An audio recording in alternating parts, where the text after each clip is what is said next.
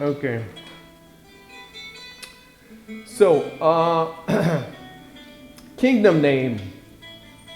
Rory.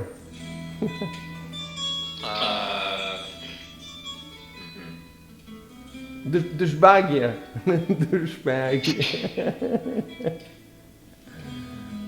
Okay, I'll put a name for you. It's gonna be called Camelot. And big kingdom name.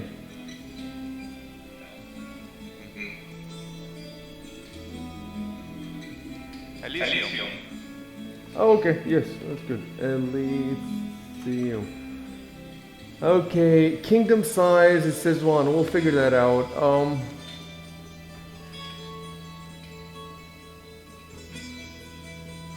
Overview. There we go. So alignment, like a PC has an alignment. The majority outlook and behavior of the people within the kingdom. So chaotic gets plus 2. Are you guys looking at this? Chaotic gets plus 2 loyalty. Evil gets plus 2 economy. Good gets plus 2 loyalty. So good and chaotic gets the same thing. Good and chaotic gets plus 2 loyalty.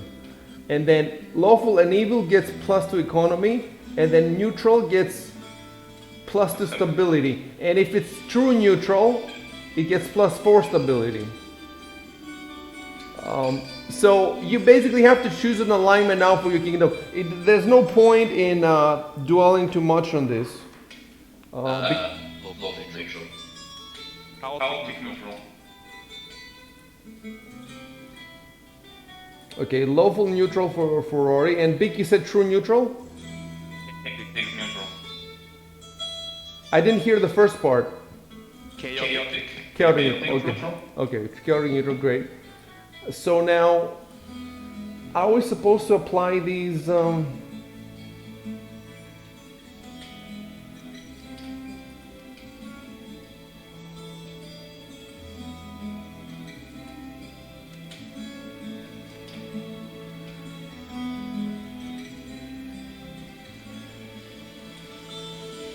Okay, it says when you decide the alignment, apply the following adjustments to the kingdom statistics. So where would that be? It would be. I think it's automated, I see. Because it says economy and stability. Plus 2. Oh, it's automated. It's automated. Yeah, mine's is 0. I have 2 economy, 2 stability. You have 2 economy, 2 stability. Yeah, so it's automated. That's amazing. It's a video game on Google Sheets.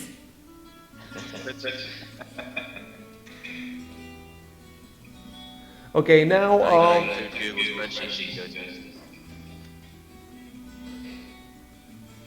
by the way, wait, I'm streaming, right? Is it? No. Hold on.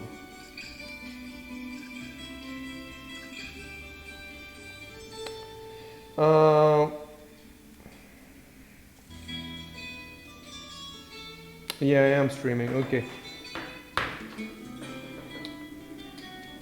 So next, build points. Their use of car hexes, etc.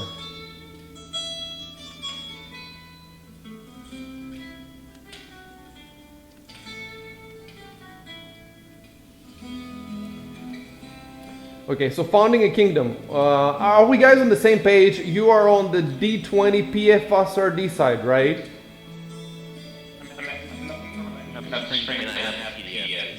Oh, if you're looking at the stream, it's the same thing, I guess. Are you looking at the stream, Rory? No. Okay, can you look in the stream or no? Yeah, But if you're looking on your phone, it will be too small. It would be better to be able to tab out. Oh, no, yeah. Let's see where it is. So we did choose the alignment, and now we choose leadership lore. Assign the leadership for all PCs and NPCs, such as rule again. The leadership role for. Okay, so because it's just you now for the leadership roles, you're both going to be rulers. However, we have not made characters. You know, these rules assume that you have made Pathfinder characters. We haven't made them. We can make them later if we want to. I'm sure we won't need them right away. So all we need right now is the names of your characters. That's all we need. So Rory, give me a name. Griffith. Check if this is the spelling. I just put it in. Where's the... Yeah, that's fine. You can see it, right? Can you see where it wrote? Okay. And Beak, what do you want for a name? Can it be the same character that we that I used in our No. Has to be a different one? Oh, Yeah. Let's see.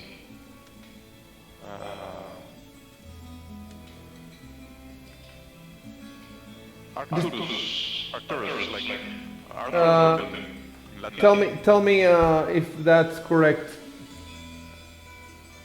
Yeah, that's correct. Okay. Next, start your treasury. The build point you have left over from starting your first settlement. Make up your initial treasury. But we haven't made a settlement yet. Okay, let's click on build points. Okay. I like that this is hyperlinked, so when I click, I go immediately. Yeah. So now we're reading the build point. The build point chapter. Yeah. So I'll tell you what. You go to the starting from scratch option, and we are supposing that you have whatever you need to start.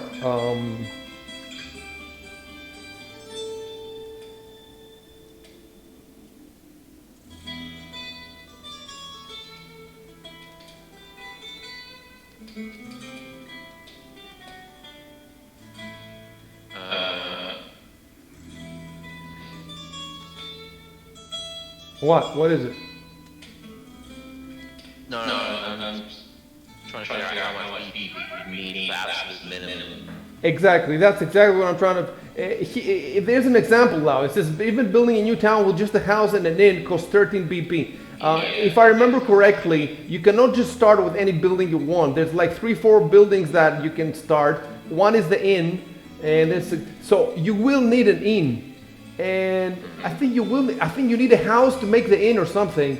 So it says here. We can take this example. I can give you, it doesn't have to be the absolute minimum right now. We're not trying to make this perfect. We're just trying to make it work. So we may as well just take the example that he has. So I'm going to give you 13 BP each. Let me see where I put that. Where do you put the BPs? Treasury, I think? No, that's cheap, right?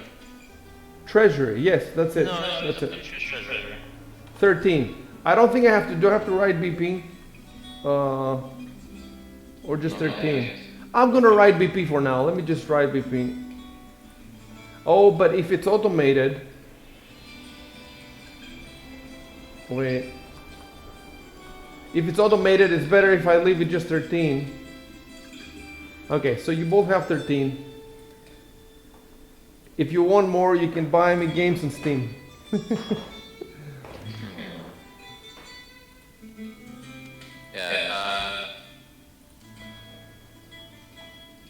Like wealthy queen may grant you minor tasks and BP for your treasure. So it's in the treasure.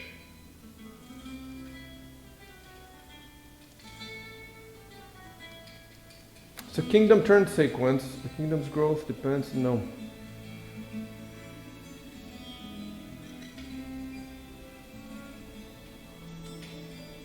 Forms of government.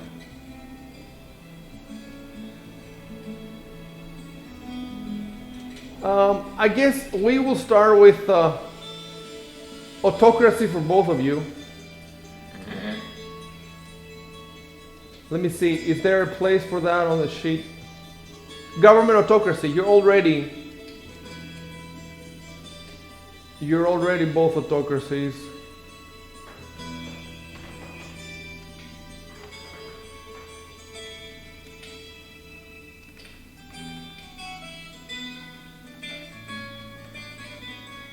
Okay. Build points. Wealthy sponsor service kingdoms. No, we still have to. You still have to build your first. Your first.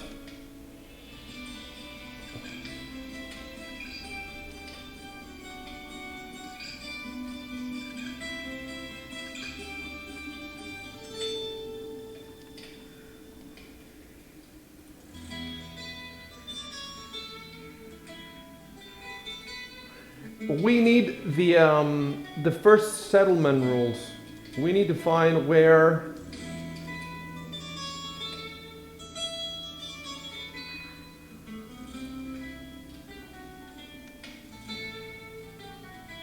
I'm posting the link for settlements. Okay, great, great.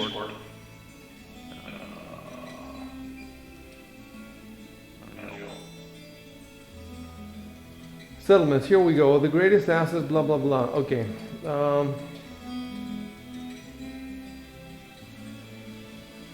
Oh, okay. And they have names for the different settlement size. Okay, step 1 is acquire funds. You'll need money and resources. This you acquired through the D&D adventures, but because we're starting, we're just testing this, I gave you 13 BP. Step 2, explore and clear a hex. This is also done in D&D. So you explore the hex and you clear it of monsters and all that, whatever it needs, or dangerous hazards. And this again is in D&D. So we're supposed that you've already cleared the hex. Step 3, claim the hex as yours. Once you have BP, you have explored and clear the hex, you can claim it. Spend 1 BP to do so. This represents setting up very basic infrastructure, hiring patrols. So you already have patrols, you see what I'm saying? Clear paths, tent city. Okay, so each of you, I'm gonna take down your BP to 12.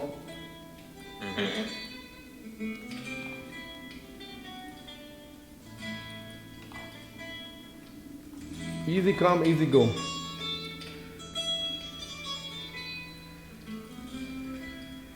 Claim the hex as yours. Yes, okay. Step 4, prepare the site for construction. You need to prepare it. Depending on the site, this process may involve clearing trees, moving boulders, digging, sanitation. And there are costs for this. This is where things get interesting. This is where we start being in Tailspire. So let me explain to you how this would work. I'm switching my focus now, whoever's watching the stream, and you can see we have a random terrain generator for Tailspire. If I use this, it's going to give us very complex terrain. And complex terrain means we need to figure out how to flatten it and all this. So to make things easier in the beginning, what are you saying, Rory? I'm just looking at Okay. So to make it easier in the beginning, eventually we will be generating all the terrain. It will be complex terrain, and then people, they will need to flatten it and all that. But for the first game right now, I'm gonna start. Hold on. I'm gonna start 2 boards. I'm gonna delete the old board. Delete. I'm gonna start a new one, and it's gonna be called.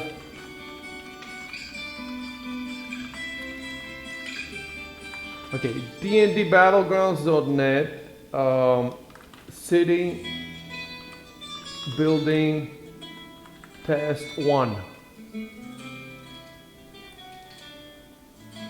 So this is gonna be the new campaign essentially. And what are we gonna do here? I'll tell you what I'm gonna do. So I'm gonna give 2 boards, one to Beak and one. So the first one will be some. Actually, not some guys. Let's use the names. So Griffiths. I'm gonna call it Griffiths. Let's call it settlement for starters. Let's not use the word kingdom yet. It's not a kingdom, I don't think yet. And then that's one board, and then I'm gonna make another board. Or why use that? No, I could call them Camelot and Elysium. You know what? Those are the kingdom names, but because you don't really have kingdoms yet, I don't think, we'll just use these. Let me see. Griffith settlement, rename board, no. No, cancel. Add board. And hold on. Boards. Yes, Griffith settlement, and the other one will be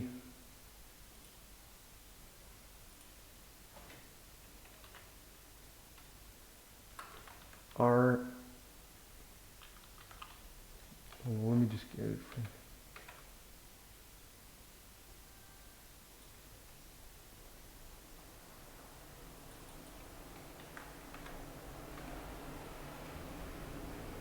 Is it Arcturus or Arcturus's? I think it's Arcturus's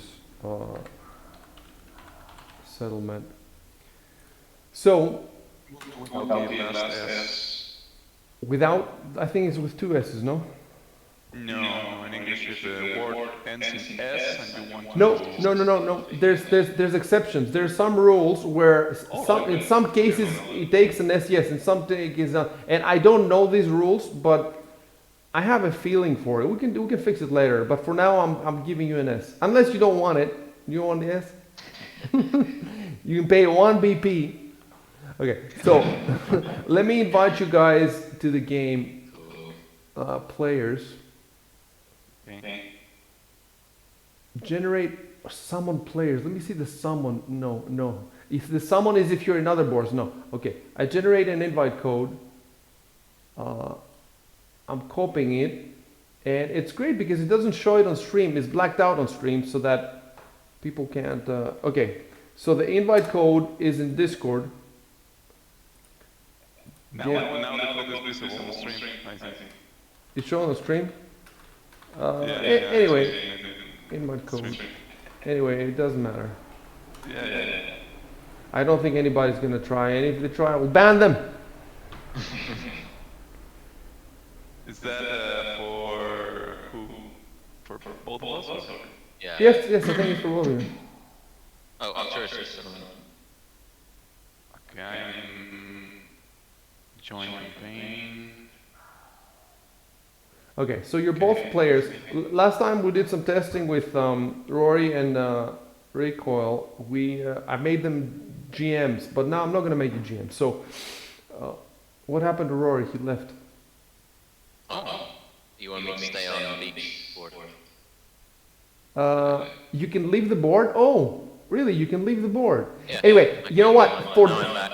Okay, stay here. For the first couple of turns, we're all gonna be in both, so we can figure out how this works. We're not being competitive right now. We're just trying to figure, and then later we'll see. Maybe we'll be more competitive later. So I have both of you.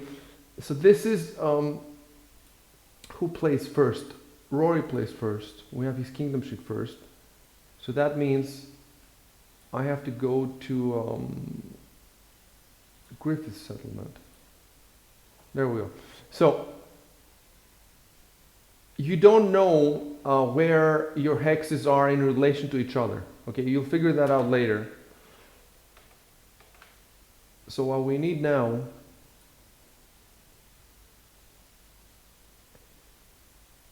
prepare the cycle. What? If you want to join, you press space, go to boards, then click on Griffith settlement.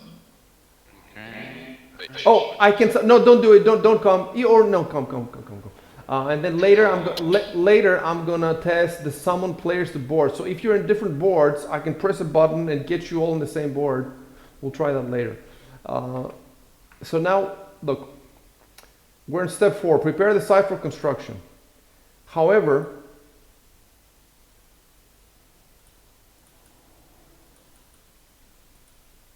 I don't know why I'm clicking on table terrain and improvements, but it's not taking me anywhere.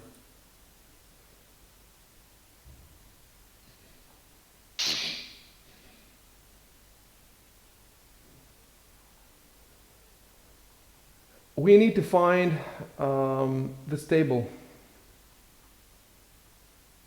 It's called terrain and terrain improvements.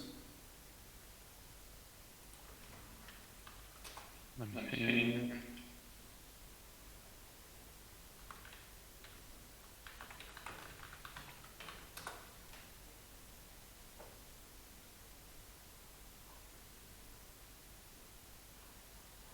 Yeah, it's not linking. It's not linking it, so we need to find where it is. Worst case scenario, we can always look in the book. I'm gonna open the book now. Website search box. Okay, I got it. Okay, is it? I'm pasting it.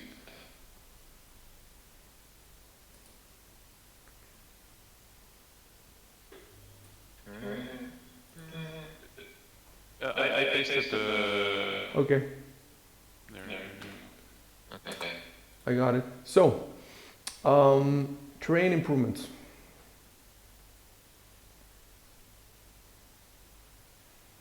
Preparation. So the terrain you guys are both on is plains, okay? So preparation cost is 1 BP. Preparation time is immediate, and exploration time 1 day. So you're all going to pay, both going to pay 1 BP to prepare. Oops. So 11. 11. Okay.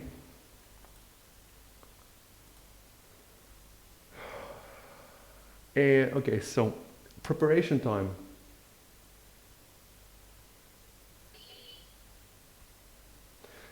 Yes, it says construction of buildings can begin in the current month for settlements built on plains. So because you're both on plains, you pay the preparation cost immediately, and you can start construction immediately. Exploration time, what is that? Represents how many days a typical scouting party requires to explore a hex. So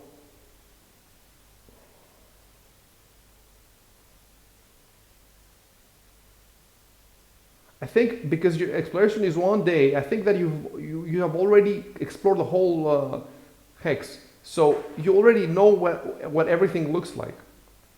And for our purposes, everything is completely flat. So it's like, let me actually put some pieces there for. See, I know how to build stuff now. I'm really good at this. No, wait. Nature. There we go. So it's gonna be boom. You see what I'm talking about? This is what I'm talking about. This is how you roll. So I mean, if I want, can you make a hex here? What does hex mean? It's a hexagon, right? So how is it supposed to? I think they mean like when you see the massive overworlds, if you look, it's divided into hexes. Okay. So the thing is, how do I make a hex here? You see what I'm saying? Look, I want to make a hex. That would be the ideal. Can I make a hex right away? But how big should I make the? Let's make a small hex. Let's do that, and then we can. No, wait. Control Z. And then we can increase it. See what happened now. Okay.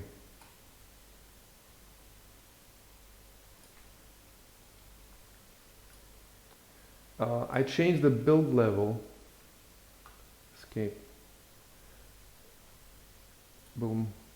There we go. No. Oh, is it building them higher? It's building them higher. See, I'm trying to build on the same level I did before, but let's try something else. Let's try here, for example. Oh, that's great. So, how do I make a hex? Is that how the hex goes all the way up? and then from here, maybe there and there and there. Is that how a hex works, guys? You have to help me make a hex. No, hex is 6 sided. Yeah, the vertical line that you have to left would make an octagon. You need to do another diagonal in there instead of the vertical line. I don't know if I'm explaining myself. I need to make another one that goes right or left. Right, If you right? go onto It has to go. What you want me to make like this, for example? Is that a hex? Yeah. Is that a hex? you go onto D&D logo and scroll down to Okay. In any case, we don't have to solve this problem right now, and we might not actually even need hexes. We might be able to work with just a normal. In any case, we have enough space in the middle to put down the in a house or whatever. So let's go back to the rules for a sec. Okay, so the planes, we play the preparation cost, preparation time. So we can go back to the phases here.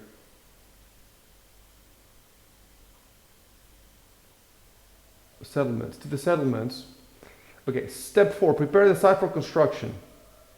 Depending on the site, this process may involve clearing trees. We've done this. If your settlement is in a hex containing a canal, lake, rivers, we don't have any of this. We're making it simple. So a new settlement consists of one district represented by the district grid map. That's where we are at now. We need to look at the district grid map.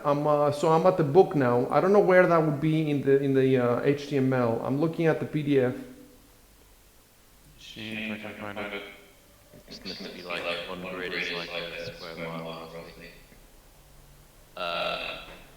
District grid divided into 9 large blocks separate by streets. Each block consists of smaller lots separate by alleys. Treat each lot as approximately 750 feet per side. So overall, the district takes up about 1 square mile.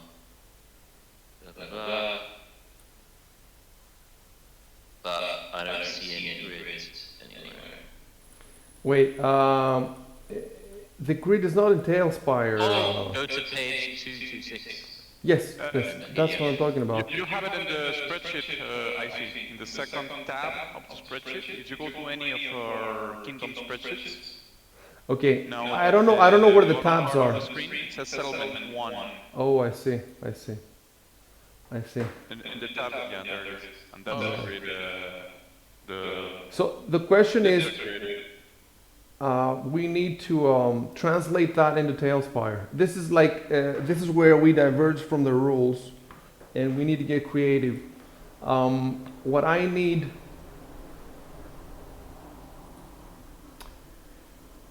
The settlement is a hex, so each of these. Why is the grid though is like a 3x3, isn't it? It doesn't look like a hex to me. It looks like a square. Each screen square is divided in 4. So from what I read on what I've skimmed in the rulebook, the hexing is more of an abstraction. Like when you go to the lower level of management and stuff, you do all in squares. So that's good because it fits the tile spire. It will be good. I say it will be good. I think I see what you're saying. That's over there. No, it's not. It's not. You know why it's not good, Big? Because we want each hex to be one Tailspire board. This means that each hex will have to be connected to 6 boards. I see. But if it has 4 sides, you can't. So I need to find. Okay, I found it. In the book, it's in page 226. Well, yeah. And this is weird though, because in the book, the district grid has 3x3 squares, whereas the oh no, but it's 3x3. Okay, it's the same. I'm still trying to understand. Anyway, we might not have to understand everything right away. Let's see something. So the new settlement consists of one district. we have to mark the 4 borders on the district grid as land or water as appropriate. So we're gonna mark all of them as land. It's just that I'm not sure where in the sheet you mark this.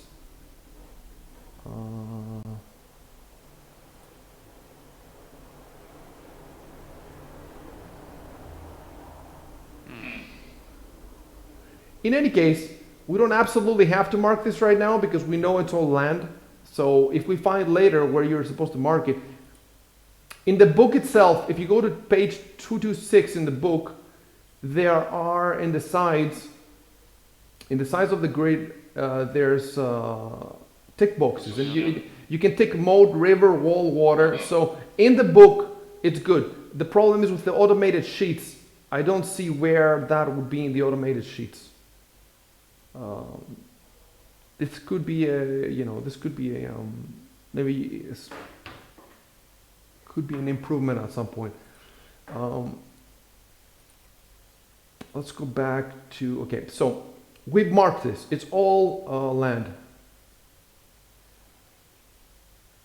Step 5 now, that's the final step. Construct your first buildings. Construct 1 building in your settlement and pay its BB cost. If this is your kingdom's first settlement, it is your kingdom's first settlement. You should start with an inn, a shrine, a monastery, or a watchtower. In addition, you may also purchase and construct 1 house, mansion, noble, villa, or tenement. If your first building is an inn, okay. So that's why it said that the minimum is 13 BP, because the minimum is an inn and a house. So I think that's the only thing you guys can make. Let's see the prices for the other ones. Shrine, for example. Wait. Let me go to the price list.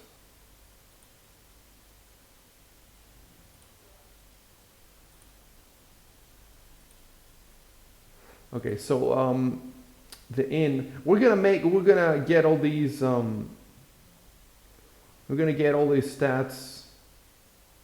Easier to find form later.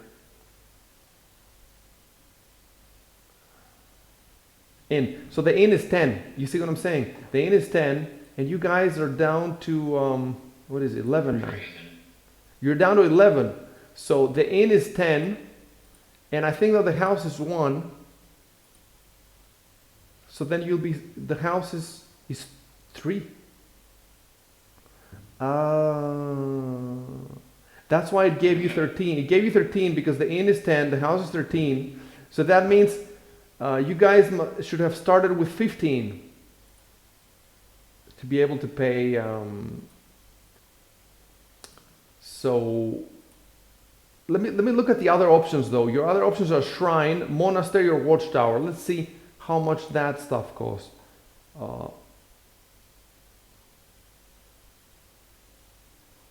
Monastery is 16 BP, way more expensive. Watchtower is 12 BP, so it's also more expensive. And shrine? 8 BP. Okay, so shrine seems to be the cheapest. Shrine, it's the cheapest. And it is an option for you.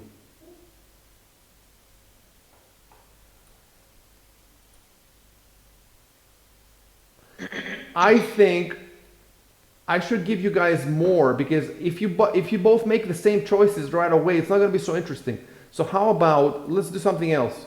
I'm going to give you 20 BP to start with. And then I remove 1 BP for, what was it, to start the settlement, and then 1 to clear it, wasn't it? So you're now down to 18, both of you.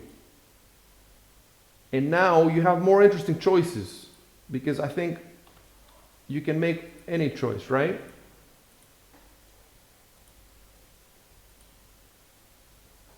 So you can choose inn, shrine, monastery, or watchtower. And for just for the sake of figuring out the game, you should make different choices. So take the time to look through the I don't know why they're not all hyperlinked in the, like the inn isn't hyperlinked, the monastery isn't hyperlinked. And even the watchtower is hyperlinked, but it doesn't work, and the shrine doesn't work. So you have to have the book open as well. Read the descriptions and make your choice. Okay. So, That's 12 BP, 1 lot.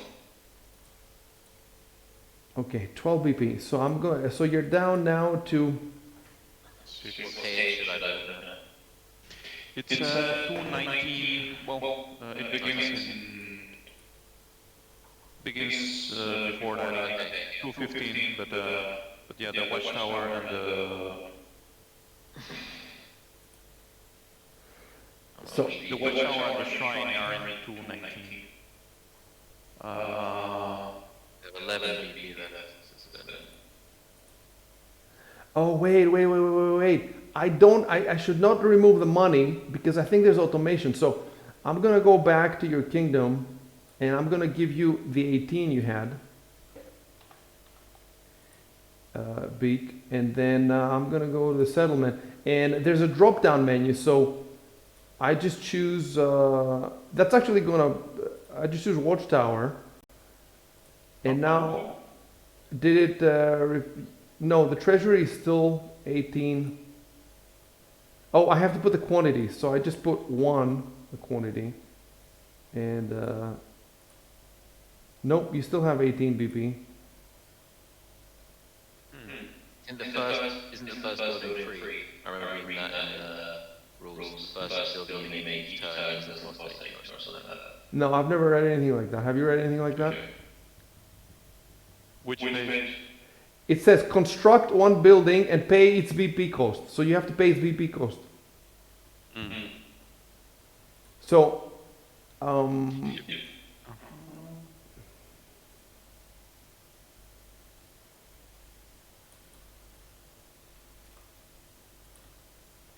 okay, and I'll tell you what is automated. It's automated, you know where it says buildings? Underneath it there's a line, which is eco, loyalty, stability, core. So when I put 1 in watchtower, immediately it changes. So your population now is 20 for some reason. And your stability is 1 and your defense is 2. Let me look out. Yeah, defense plus 2, stability plus 1, unrest minus 1. Did that? I don't see any unrest there. Maybe the unrest is elsewhere.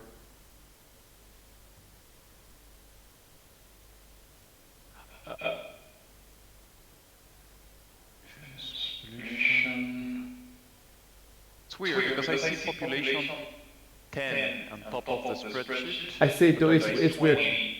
We just don't know how much of this is automated and how much isn't. So we have to fight the sheet too. You know, in one sense, the sheet is. If we didn't have the fucking automated sheet, then we could just write everything down and we'd know everything. But now, we'll see. Any case, so from 18 BP, you're down to 12, right? No, you're down to 6. No, I'm down to 6 because the watchtower is 12. Okay. So you're down to 6.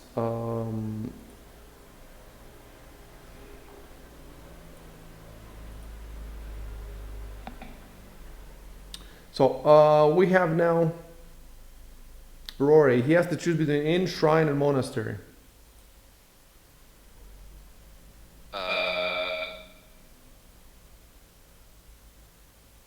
I'll just go with shrine. Shrine. 8. Okay.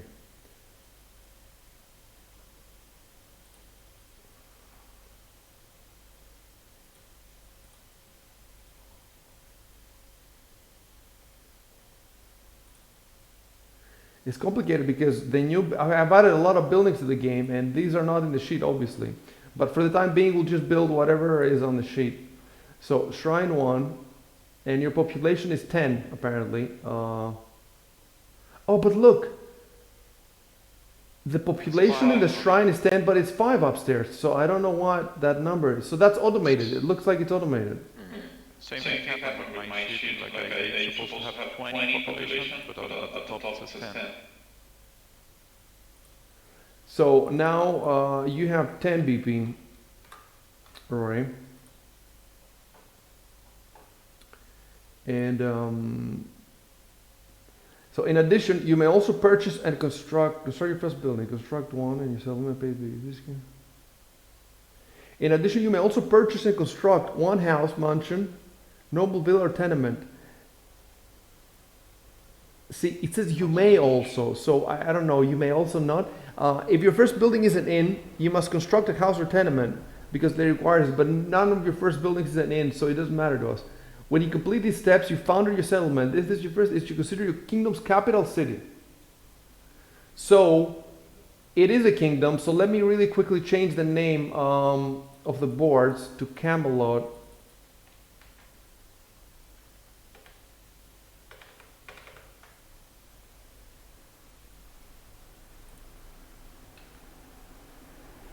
So I changed to Camelot, and later we'll change Big Stew. So let me see for a second. You built a shrine, right, in Camelot. So what I need now is I need to go to Tales Tavern, and let's see if they have a shrine.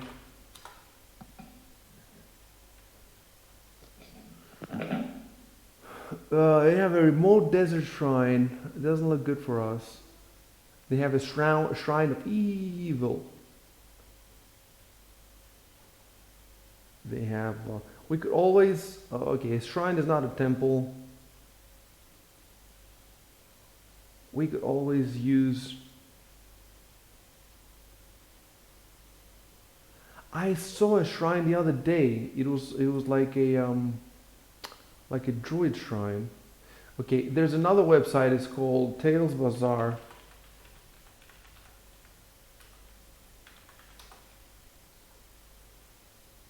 These guys, let me see shrine here. Desert Dark Shrine, is that what you want? It's an evil shrine.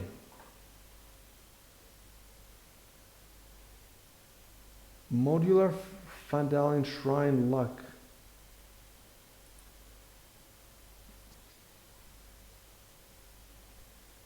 No, it's very small.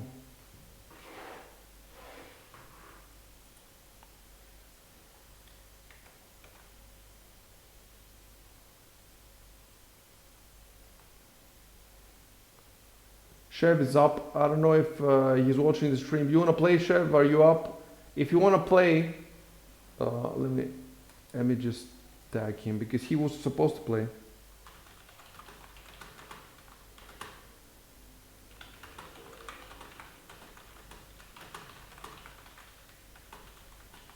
It's just on his phone, so he's out.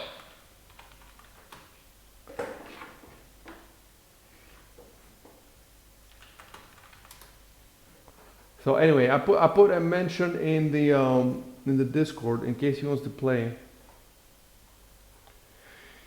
It would be cool to have one more person per team because then you'd have the extra, like you have to decide which advisor position, you know, which position do you give him. So I have a shrine here. It's called Kuzaban Shrine. It says Toa. I think Toa might be an adventure. Let's give it. Let me see. What do you have? Any other options? What's the tiny shrine in that website? No, Tavern, the first result. There's a tiny shrine which is just an obelisk. Is that what you're looking at? No, like go to page 1 of those results. Okay, let me see.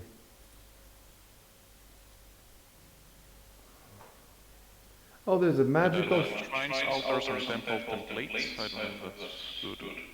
The first result, top left. shrines, altars. Oh, that's what you're looking at. I see. Let me see. Let me take a look at it. There might be time for some fantasy divine sort of pre-made shrines and altars for anyone who wants to have fun with blood sacrifices. Nature gods also forbidden. Yeah, okay. It's a slab. You know what that means? I'll tell you. I'm copying this code, and then I'm going to Telspire. And I'm gonna paste it.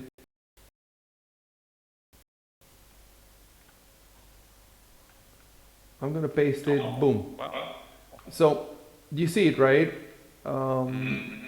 So we're gonna delete all of them, and we're gonna take one. I don't. One thing I don't understand though is why do they come in pairs? You see what I'm talking about? What is it? Is it One is open and one is closed? Is that it? no, they're all slightly different.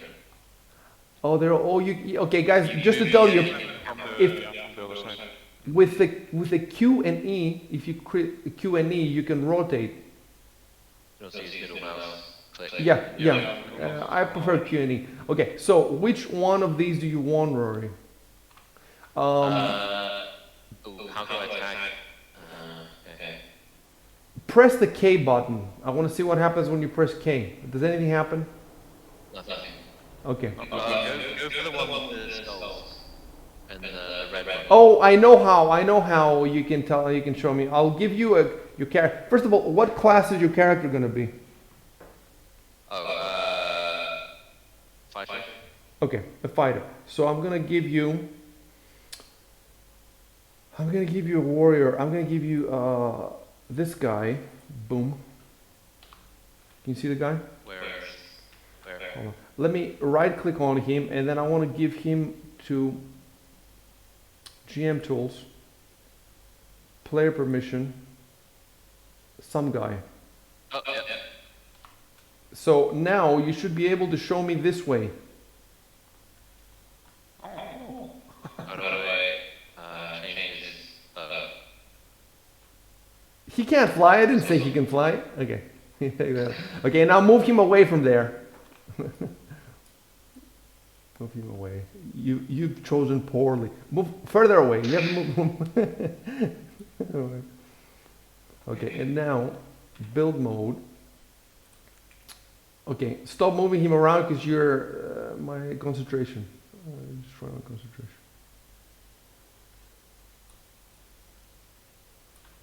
Control C. Hey, okay. Wait, that's not good though. Let me try again. See, I have to get good at this. I have to get really good at this.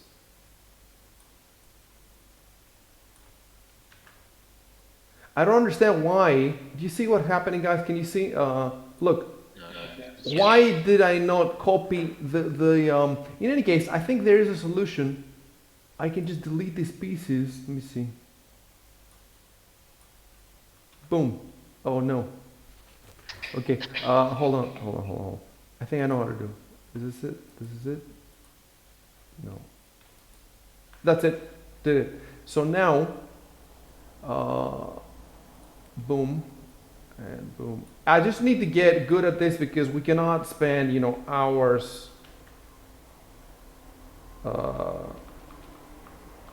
Okay, so now I'm gonna go to this little thing, this patch of grass, and I need to place. So listen to this. You can bring your figurine to show me where you want me to place it. You see? Yeah. Let's have a shrine. It's not like you have a lot of choices. It doesn't matter at this point. The next one's gonna matter. So I'm just gonna plunk it down. Let me see. With G you can turn on a grid. Hit G. I think you can turn on a grid. Can you see it? No, nothing's happening. Okay. So you guys do not have a grid that way. Because we're players, not GM. I guess, but it might be useful even for you.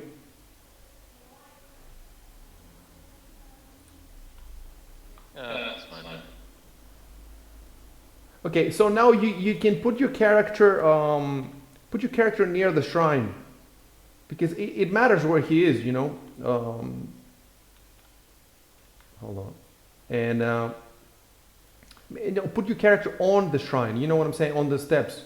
And I'm gonna take a picture for this. Yeah. Oh no, yeah, right there. That's perfect. That's perfect. That's perfect. Let me see if I can take a picture.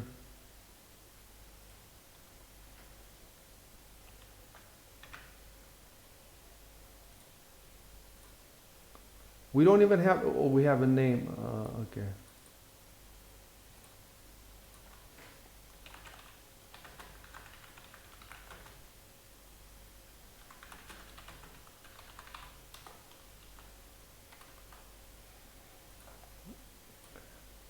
It looks fantastic.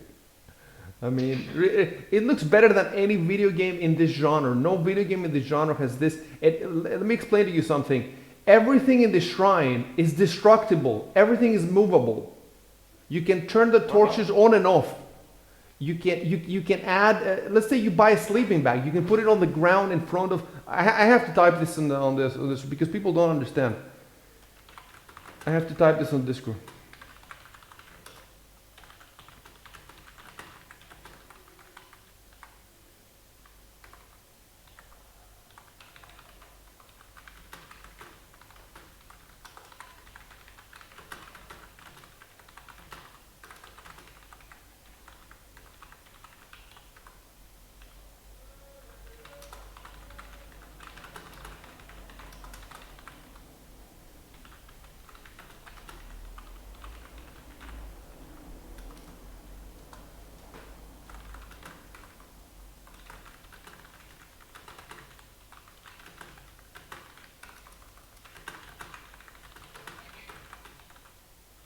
Just have to turn my mic off for that.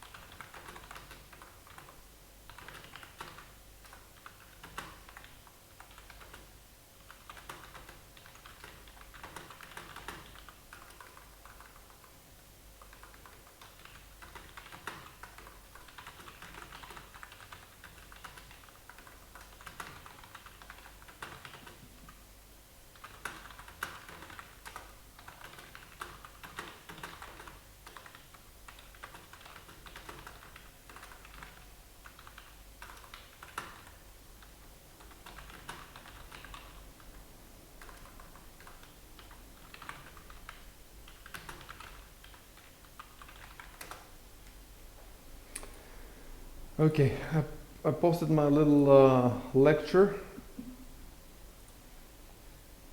Dude, it looks so much better. You know what? The actual shrine and Rory's looks amazing, but everything around it looks like shit because it's just a green, stupid. But imagine how it will look when we actually put cool stuff there. That's the thing. Like, you haven't seen the whole. Yeah, you have not seen shit. So, I did my preaching, and now let's get. First of all, let's put some music on, right? We gotta put some music. I have the atmosphere settings. Let's put, what would be the music that would be most blood harvest? Vile, warm heath, because you are in a warm place, right? Pretty exposed shrine. Not so hot. You guys can hear this, right? I hear it, yeah. And there is ambient noise, so let's see what, blacksmith, castle, haunted, dungeon. No, we want swamp, sewers, wind, eerie. No, but it's not eerie. Town, no. Swamp, no. Rain, medium. Also, I'm not gonna put the rain because there's no rain effects yet. When there's rain effects though, oh, it'll be insane. How about forest? First of all, let's turn off. Okay, let's turn off these. Hold hold on. If it's gonna be day, I want to turn off the Torches. oh. I want to turn off the torches, but is this possible right now, or it must be possible? I've seen it. Maybe it's not possible, eh? Maybe these... I've seen others, but maybe these particular assets... So you're supposed to right click or left click? Okay, it's not happening.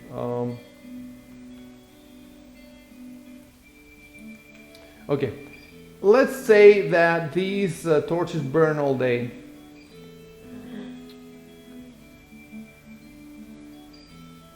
Or...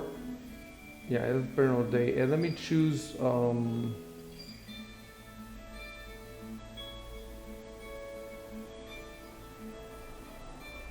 Forest day. No, forest day. This is forest night. Forest day.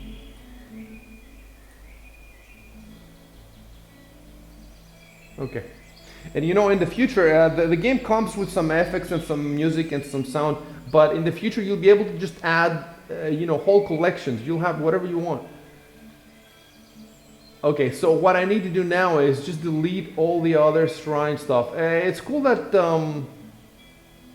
Big found these, because I had immediately discounted these, because I don't know, in the little thumbnail picture they didn't look so, they look small, but you see how good they look when you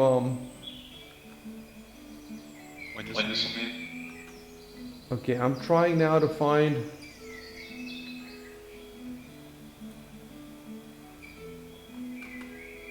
Okay guys, for some reason I lost the controls. I lost a lot of controls. I hit G, nothing happens.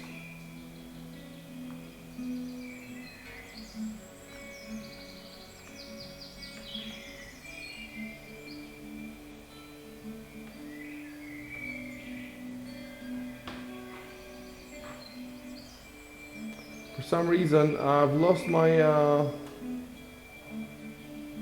Oh, I know why. Okay.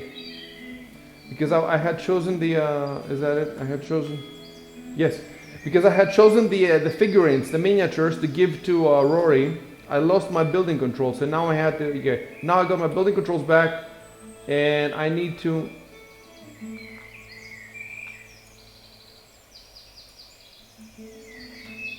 Boom. You see? And now we're good.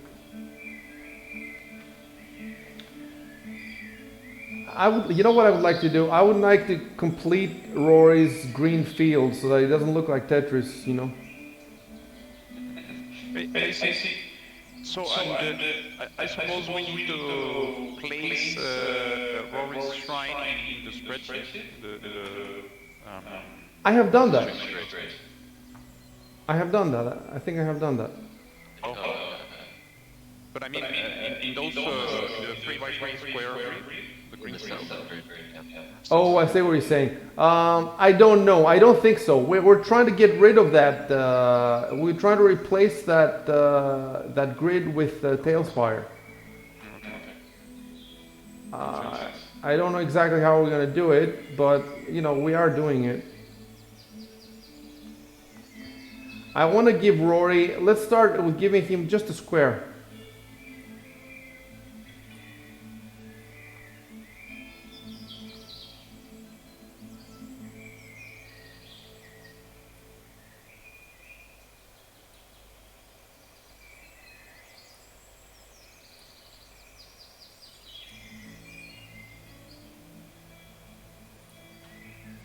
Oops.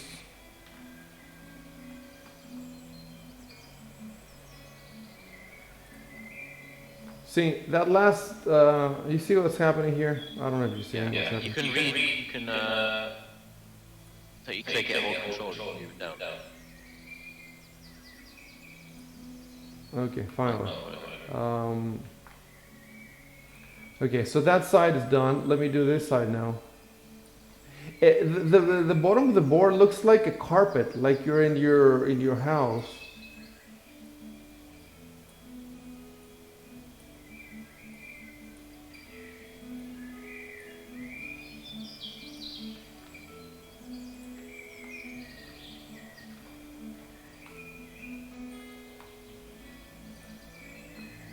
Same problem here. Yeah, it definitely has a problem with the heights. Oh, Oops, mistake again. Thankfully, I think I know how to fix that. You just hit escape, and you can start over. Yep.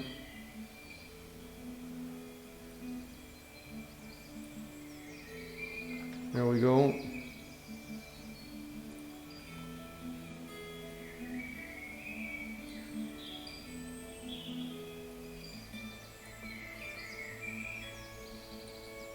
If I knew what I was doing in the beginning, I would have just immediately made a big square. It's easier to make it from the beginning than to add it later.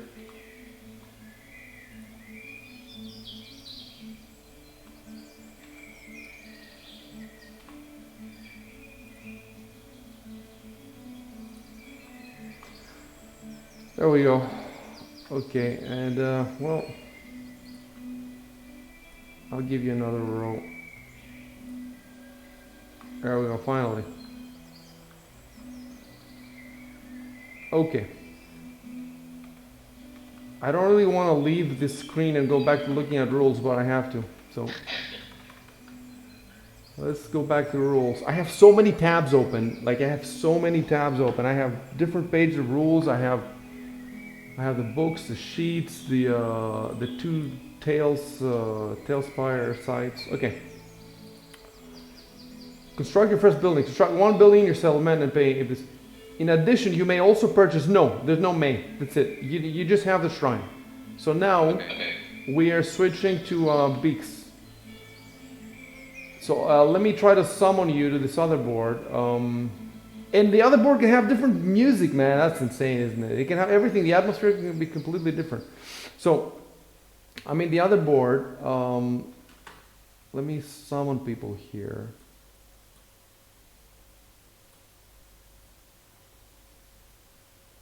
So you arrived automatically, or did you have to?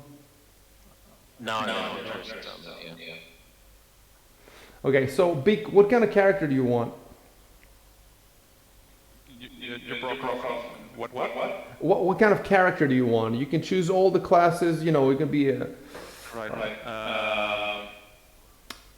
You don't have to choose the actual class. You can choose you don't have to tell me he's a wizard or a sorcerer. You just have to tell me he's one of the two, so I can give you the correct miniature, you know, or a priest. You don't have to tell me the exact type of priest, and you can choose dwarf, all the races. All right. Okay, so a human cleric or priest. Human cleric. Have that like a battle cleric or something like that. A battle cleric, we have one. We have exactly, I think. Well, I'm not sure. It's. We don't have a huge. This should do for now. How about that? Yeah, that's fine. Let me give that to you. GM tools, player permission, pick. So now you should be able to move it around.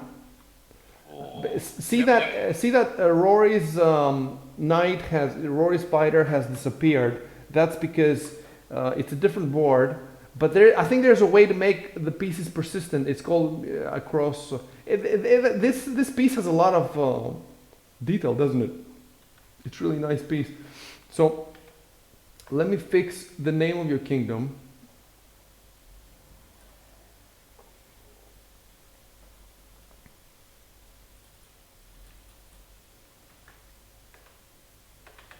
Yeah. Cool. Like the shield.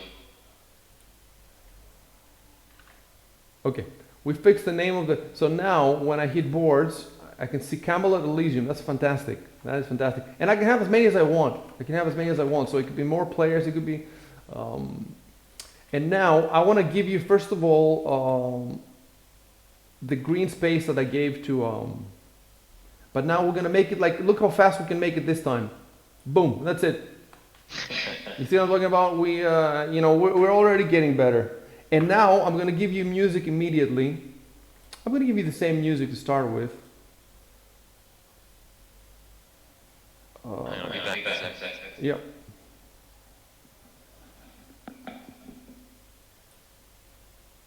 I think it was the Worm Hearth music. No, I'm not going to give you any music yet. I'm just going to give you. You're in the Forest Day. That's all you're going to get. Okay. Because you don't yet have you know, Yeah, anything inside to be right in the building. it would really help to have a higher resolution. If I had a 4K screen now, it would help me so much.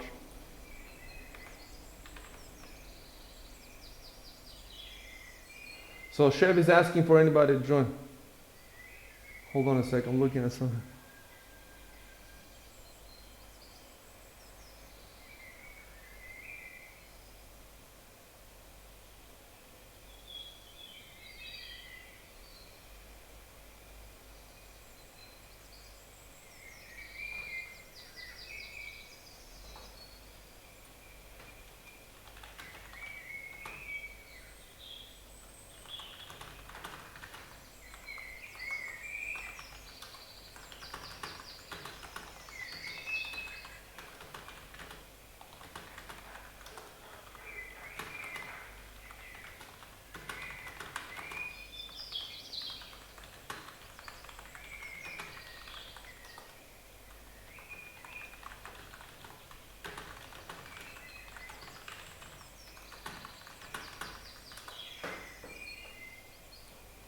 Okay. So, Big, what was it that you had? What's the building you had? I'm back. Watchtower. We have watchtowers. We have some better looking ones and some not so looking ones. Watchtower. I kind of hate that there's two websites. They have almost the same assets, but not exactly the same. So you really want to check both of them. It could be under watchtower, but it could also be under tower. So you want to, ideally, eventually, I will have a list of approved assets. And, oh, I'm looking at a watchtower now. Let me see. I don't like it that much. It's, can you see it on my stream? On your stream? Oh yeah. I'm talking to Big though now because it's his choice. So, look, on Tales Bazaar, there's two watchtowers. One of them I actually put in the I put that in the on the Patreon post, but I don't like it too so much. And there's two watchtowers there. I don't like either of them very much. On the Tales Tavern side, there's a lot of pages, but they're not all watchtowers. It's just random results. Oh, I found it. Okay. I found a model that I really like, but it's not exactly a watchtower. It's called Old World Towers. Right? Yeah, I'm seeing it. And they're beautiful. I don't know why they're two. They're beautiful. I don't know what Old World means. What does it mean? Some nice and civil building for your next game. So, does it look like a watchtower to you? I don't know. Let's see if we can find. Look, let me try searching for towers. Let's see if we can find something else that's more fitting. I don't like the Wizard's Tower is horrible. The one that the first result, second result. The third result is the Tower and Forest. I don't like that either very much. For some reason, you know what? There's some other assets where they don't call it towers. They call it, for example, castle parts. And you can pick a nice tower from there. Oh, I found one that's called a Rural Guard Tower. I have it on my screen now. And it's cheap, it looks cheap as fuck. You know what? Let's get it in the game so we can see it, and then we can choose. Oh my, that doesn't look too bad. It's gigantic here. Oh, okay, I thought it was tiny. That does not look bad at all. Yeah, cool. Let's see. Dude, nobody wants to play. I don't know. They don't like the game, or they're just busy, or what. Nobody wants to play.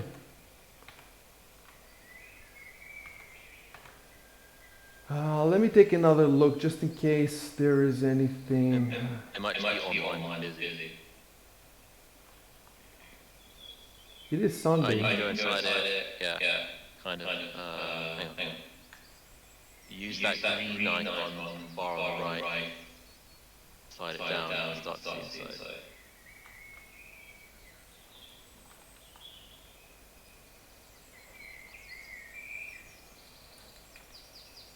Yeah, you can see inside, and oh my god, it's beautiful. Oh, it's beautiful. Can you see inside, Big? Yeah, yeah, I'm looking at the stream. Looks really, really cool. How do you? Can I do that? Can Yes, I I from my think you can screen? do Can it. I remove the roof? I think you can. Look what I'm doing. Can you see what I'm doing on the So stream? Yeah, on yeah. the right, Oh, I that see. green icon, move that up and down. That's like a Ah, for some reason. Oh, yeah, I see it. I see it. Okay. Wow, beautiful. Okay, so we're gonna use this. Okay, let me just delete this. How do I delete it? Or can I just no? Look, look what I did. I just pulling it out. Okay, this is bullshit. copying assets. Wow. So Now there's a roof tile missing. Yeah. Just boom. Okay, so let me just place it. So it's the first building, so it doesn't matter where I place it. I'm gonna place pretty much in the middle.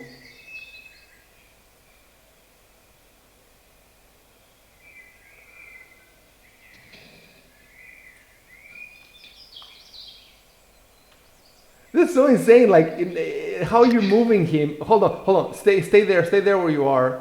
And Rotate the character. left To or face yeah, stay like that. Stay like that for a sec. Let me take a pic for Discord, and then can you have the sun facing in front of it rather than behind?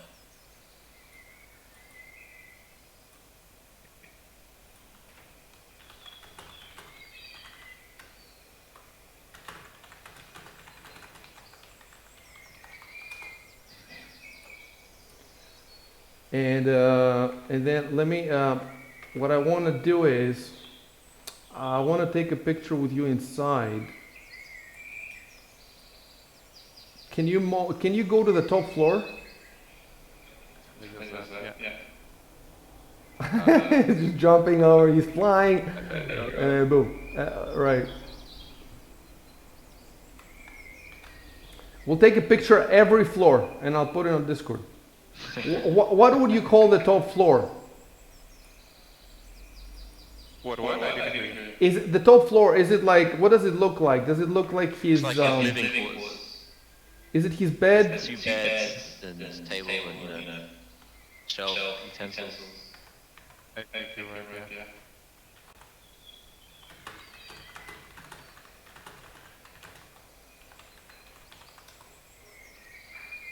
Got a pretty cool screenshot. Let me post it as well.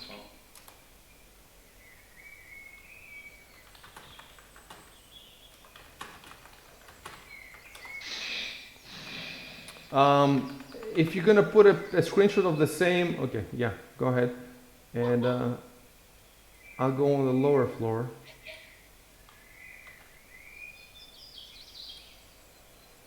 That is a good screenshot, actually. That is a very good screenshot.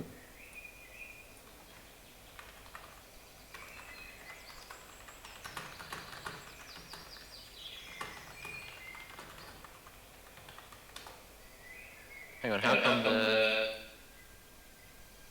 food isn't in your screenshot? Food? There's food on the table. It appeared now. I don't know. Oh, maybe You need to move the slider it's up. the level. Yeah. Oh, I see.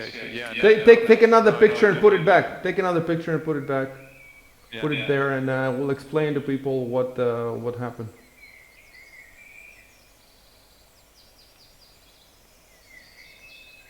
So even the tiny items are sensitive to that, like altitude bar or whatever, I don't know how to call it. Yeah. Altitude bar. Sounds right.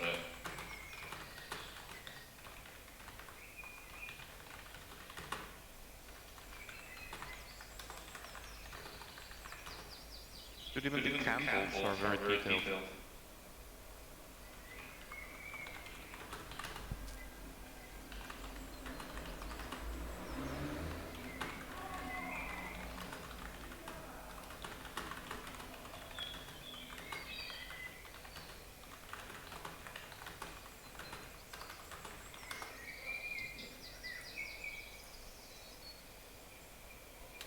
Every day when you want to eat bake, you're gonna have to destroy the little bread on the table, and you're gonna have to go walk to town and buy another bread, bring it here, sit Eat your bread. That's the level, and we're gonna play like this from Stone Age to cyber to sci-fi every day. Just kill the grin, right? Just kill the grin. Okay, so let me. So go to the lower level then. Okay. How do I? You know what you do? First, you move the miniature outside. Then you lower the slider to reveal the lower level, and then you put the miniature back. To. Oh, okay. I cannot get out.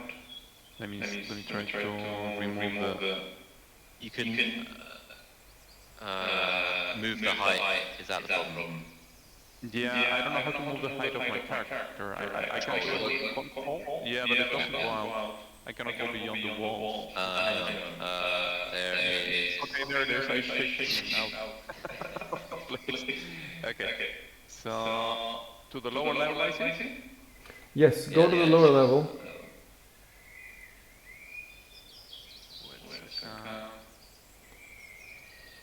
I'm just choosing the proper height. Oh, there's the crossbow poking out the window. That's cool. Oops. Table, lamp, swords and shields. So I guess this this is for shooting. You can shoot out with the crossbow. Do you want to? I guess you can move the. Listen, let me try to put it in. Drop the. It seems like the walls. Okay, drop it down. Okay. Okay, I see what you're saying. Maybe I need to open the door. Oh, you No, want me to- hold on, just hold on. Oh, Hand of God. He's moving me. I don't know what's happening. Praise him.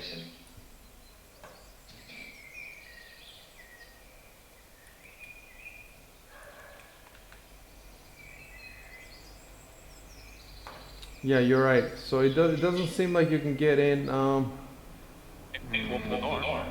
You might have to like delete part of the wall. Okay, let me open the door. Oh, There you go. Cool. go up the ladder. Wait, but that's the first floor. We want you on the second floor. Can you go up the ladder? No, I don't think you can go up the ladder. Hold on a sec. So the door has nothing to do with that. For some reason. Okay, we're not going to waste any more time. What I'm going to do is I'm going to take the picture without. We're going to figure it out later, and we can also post on Reddit or whatever. Stop moving so I can take the. There you go. He's on the second floor. I just shape him into the into the film. I don't see him though. That's the Pretty sure thing. that- I No, don't you see go him. back in the top floor. Oh yeah, you're right. Okay. Yeah, I don't know why it does that. There you go.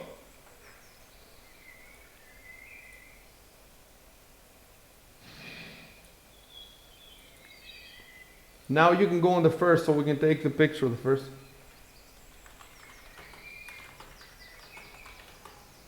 The first. There you go.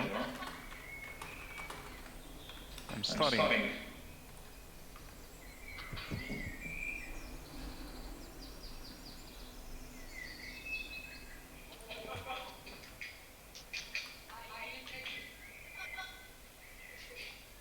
Is that on your background? Big? I think it's on your Yeah, big. that's my girlfriend.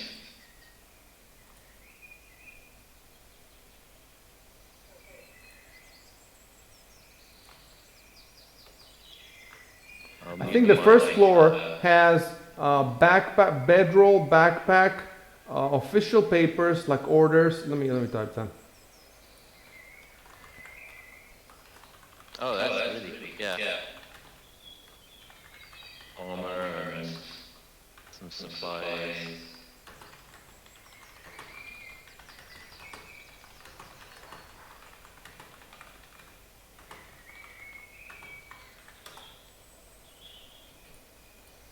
So now we know all the floors of your brand new watchtower. And let me see, Rory's shrine, how many BP was? What's sorry? How many BP was the shrine? 8. For the Guinness, yeah. BP. And Big's watchtower was 12? I think it was 12. Yeah, 12. And 1 BP is how many gold pieces? We have to see, is this 2,000 or 5,000, something like that? We have to look at that. I want to tell people, you know, how expensive this stuff is.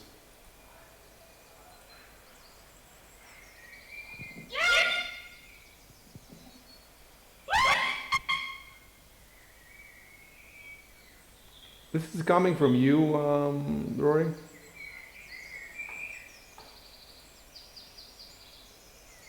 Sorry, did you hear that? What is it? Oh, it's my girlfriend shouting about but I muted the mic from it. Your girlfriend is feral. Guys, where's the building points rules?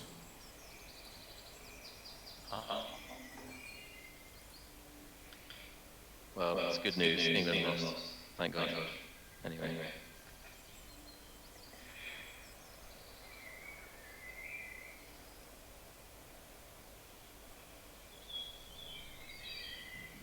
Build points. Okay, I think I found it. 1 BP is approximately 4,000 GP.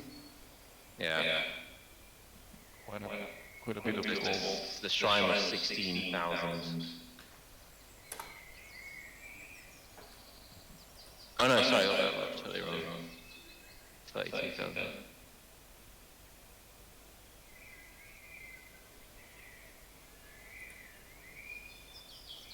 So then Beach 48,000.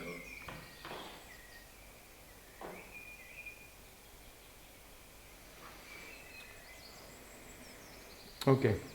So now, can you open and close your door, Beak, or no? Yeah, right click on the door. Right click on the door. Right click on the door. No. Oh, there you go. There you go, close. Oh, Human doesn't like close a thing. It says in my mind. yeah, and then I click on this and I allow the move.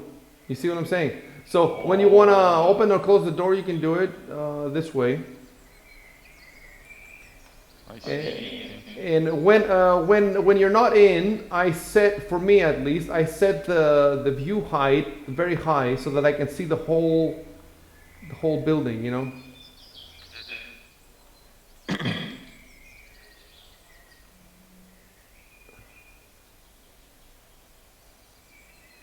Okay. So, what happens next? Let's look at the settlements.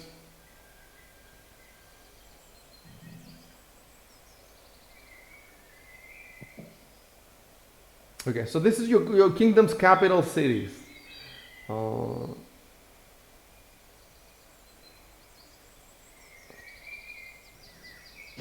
That's enough for today, guys. See you next time. Okay, so what happens? How do we go to the next turn? That's what I figure out now. I think what we need to do now is we need to go to the turn order. It's yeah, kingdom turn sequence.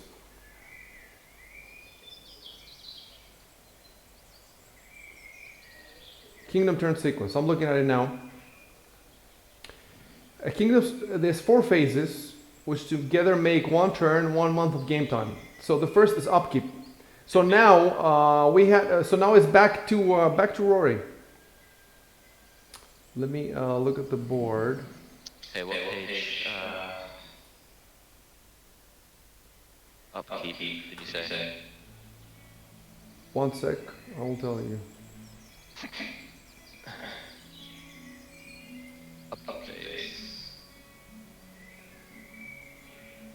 Okay. So yeah, it's if you can find the, I'm looking at the HTML document, the kingdom building, and I click on kingdom turn sequence. And now I'm in the, so the first phase is upkeep. Check your kingdom stability, pay costs, and deal with unrest. If your kingdom controls 0 hexes, keep the upkeep and preset. No. So you do have 1 hex. Check, okay. We're in the upkeep phase. During the upkeep phase, you adjust your kingdom's course based on what's happened in the past month, how happy the people are. Determine kingdom stability. Okay, now you have to set modifiers into account and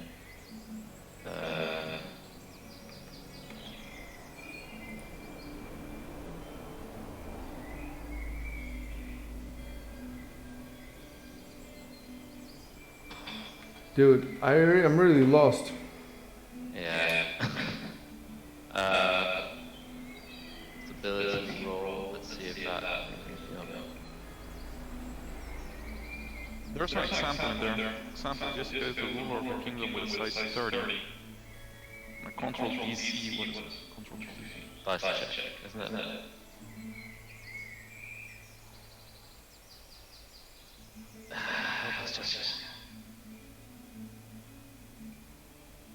Just Look, we can, even though we're not sure if there's anything left to do in the first turn, we can say that we play the first turn.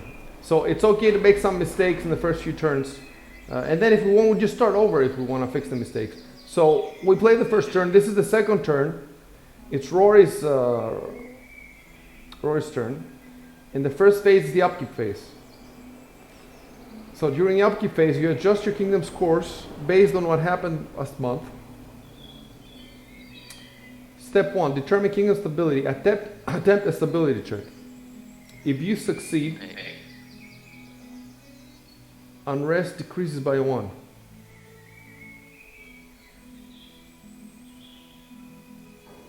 so there's step 1 of the action phase, add an award and attempt a stability check to determine the kingdom stability. Add rolls of 19, adds the kingdom stability 56, and subtracts unrest 5 for a total of 17. Where are you reading this? Where are you reading this? Page 206, the PDF. Oh, Okay. yeah, okay.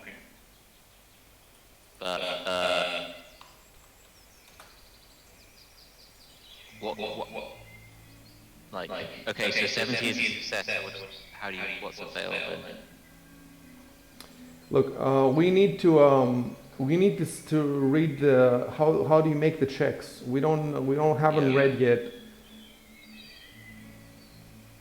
We need to determine to attempt a stability check. So further up, there will be an explanation of how you make the checks. So we need to read the chapter on checks. Yep, I'm looking at it. It's page 199. Oh, okay.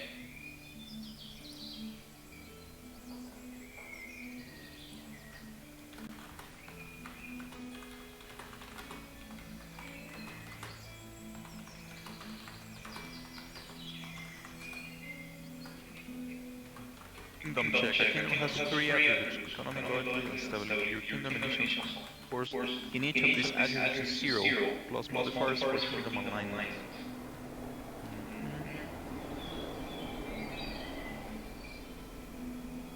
Many kingdom actions and events require you to attempt a kingdom check, either using your economy, loyalty, or stability attributes. So it's a 1d20 plus the appropriate attribute plus other modifiers. You cannot take 10 or take 20 on a kingdom check. Kingdom checks automatically fail on a natural 1 and automatically succeed on a natural 20. Yeah, but Okay, guys, let's all read silently until somebody's figured it, and then when you figured it, you explain to the others, but without reading the text, because it doesn't help to read the text.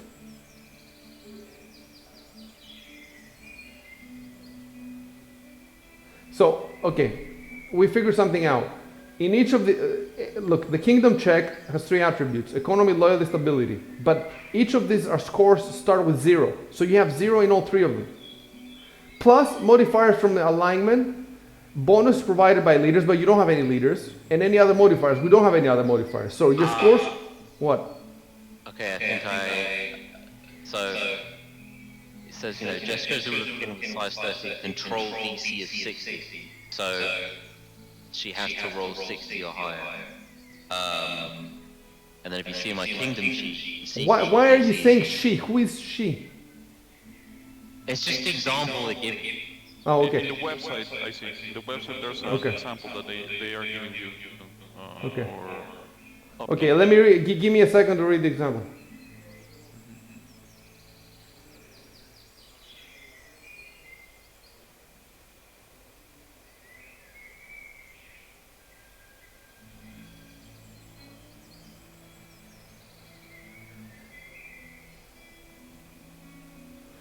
It's a bit complicated because we don't have all these numbers. So for example, it tells me the size of the kingdom is 30. I don't know what that has to do with anything. Why does that have to do with anything?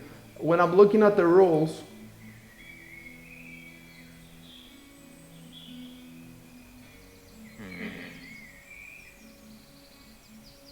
let's just read the paragraph on the check.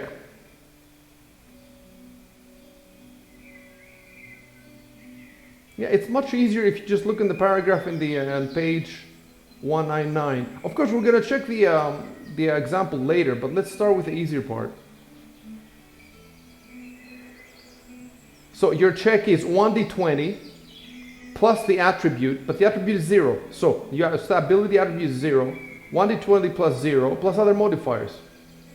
So that's it, the 1d20. Unless, let me see, do you have any modifiers from your alignment? What are the modifiers for the alignment? For stability, it looks like you do have a modifier. It looks like you have a +2. Wait, I'm looking at, yeah, I'm looking at yours.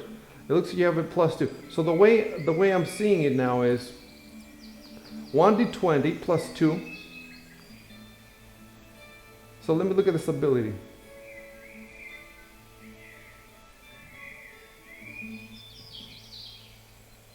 Yeah, your kingdom's initial stability is 0 plus your kingdom's alignment and leadership modifiers. I don't think you have any leadership modifiers. So that's it. It's 1d20 plus 2. And so you attempt a stability check. If you succeed, but how do we know if it succeeded or not? I think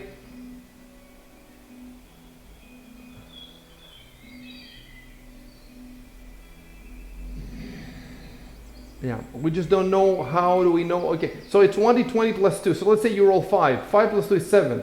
Is that a success or failure? That's what we need to figure out.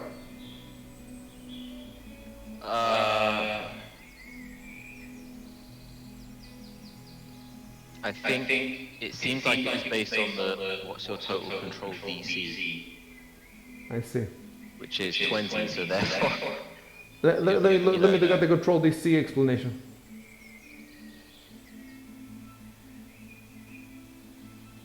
Okay, the base DC is equal to 20 plus the kingdom size in hexes, so 21, plus the total number of districts in all your settlements. I think that's another one. You have one district.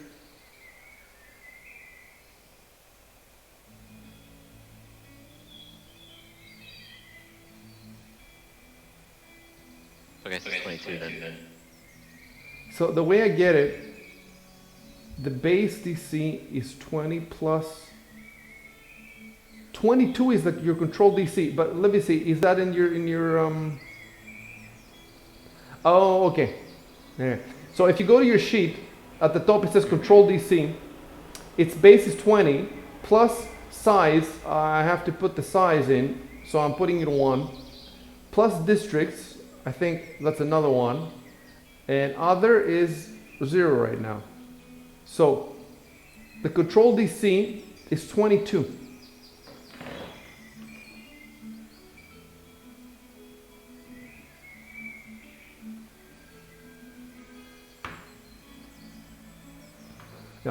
So the control DC is 22. So what does that mean? You have to hit more than 22? There's modifiers. So I think that would be from like my alignment. No, we've already put the alignment. It's in the stability. Yeah, I think that's what you add those things to the dice roll. So I roll D20 plus. I know. So there's plus 2, but listen, if you roll a 1d20 now and you hit a 6, let's say, plus 2 your stability, that's 8. But if you have to hit more than 22, how is it possible? I don't think you understand what I'm saying. Okay, let's just say the modifiers was like +5, for example. So We know what the modifiers are, dude. We've already figured out the modifiers. Stability is 2, okay, from your alignment 2. So it's not 5, it's 2. You need to roll a 1d20, and we need to add 2 to that. But you're not gonna get 20. You're gonna get another number, okay? You're gonna get 5. You're gonna get 9. You're gonna get 11. So there's no way you're gonna meet this control DC of 22. You see what I'm saying? Unless you hit 20. Is that what the game wants us to do? I don't think so. That's weird. I think it's, for example, like we haven't put in. Normally you get modifiers for your character stats, right? You don't have stats. So no, I don't think you. I don't listen. Where do you get for the stats modifiers? Where do you see that? I don't see that anywhere. Like leadership. Can you see that? Yes, I see the leadership. Yes, but you don't have you only have you. You don't have anybody else.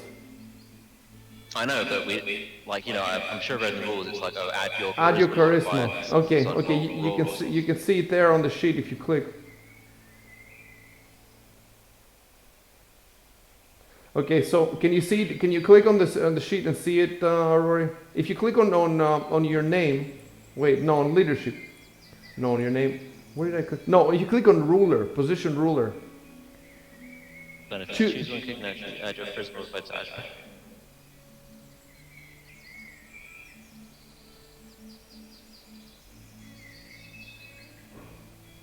Okay, so you only have 1.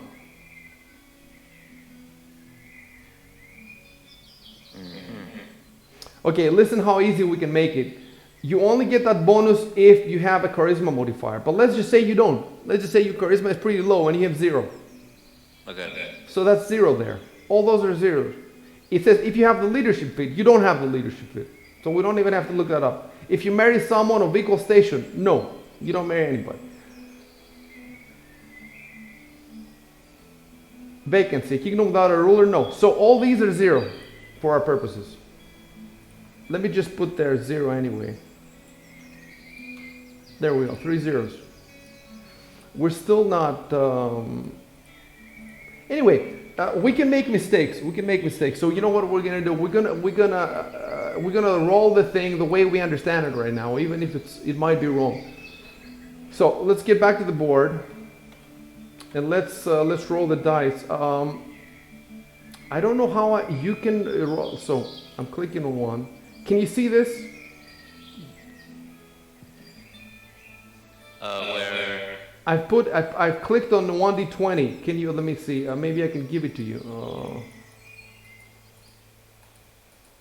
I know how to roll for you, but I would like to give it to you to roll. Can you see any dice anywhere on the screen on the bottom? Oh, there we go. I pressed space. Sorry. Yep. Okay, hold on a sec then. Can you roll at 1d20? Yeah, I'm holding 1d20. Okay. Just drop it. Oh wow, okay. 19, don't move it from there. 19 plus 2, you got a 21. But the kingdom check is 22, right? The control DC is 22, so you lost. So what's happening now? That's +1, right? What? Isn't it unrest +1? Yeah, something like It was that. a kingdom. Because for this step, wasn't it? It was upkeep, right? Okay. Yeah, I just need to find the page. Yes, I'm looking at it. If you succeed, unrest decreases by 1. If you fail, by 4 or less, arrest decreased by 1. If you fail by 5 or more, arrest decreased by 1d4. So, if you succeed, you have not succeeded, because to succeed you need 22. You failed by 1. If you fail by 4 or less, unrest increases by 1. So unrest increases by 1. So where do we see the unrest now? Unrest, I see it. I see it. It's on your sheet, and I put it 1 now. Yeah. There's nobody, it's just you in front of a shrine, but it's already unrest. You know what though? I don't think it's only you, because a shrine has to be operated by somebody. There has to be some kind of priest. Now, I have not checked these rules. I don't even think there are rules, because this the ultimate campaign abstracts all the fine detail of like how many people are in your kingdom. It doesn't care if there's exactly 123 or 124, but we're playing on Tailspire and we care. We want to put, if possible, we want to put all the people in. So I'm going to give you a priest to start with. I'm going to give you a priest. Let me look if I can find somebody that looks like a priest. I mean, I'm looking at one, but he looks like a cultist, so we don't want that. He doesn't have to be a human. How about we go for some variety? Let's go for a dwarf. What? Just check time. I should probably go in a few minutes. Right? Oh, you have to go, right? Soonish. Yeah. Okay. Okay, I'm looking at the dwarfs here. So what do you want? You can have dwarf, elf, any of the humanoid races there. Elf.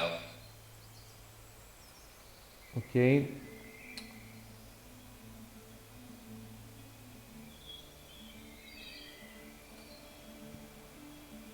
No.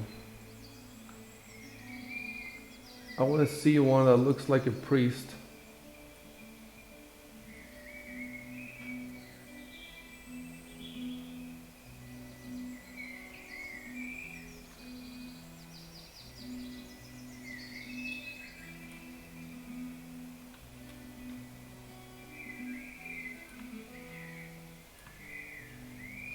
Let me see if that guy, does that guy look like a priest?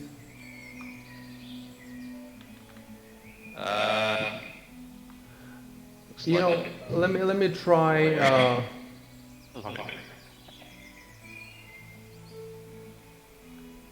I have also this guy.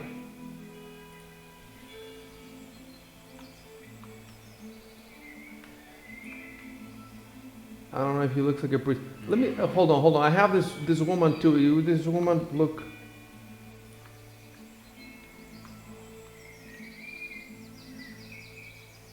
She's wearing like a freaking. Then I have this woman.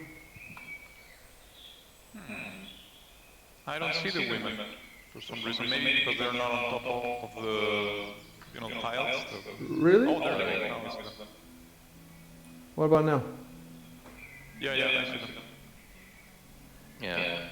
Well, I don't see the woman in the back for some reason in my screen. Oh, maybe because I'm selecting it. So if I select somebody else, what about now? Yeah, I see. I mean, the blonde woman's holding the staff. Okay, let's do that. Let's do that.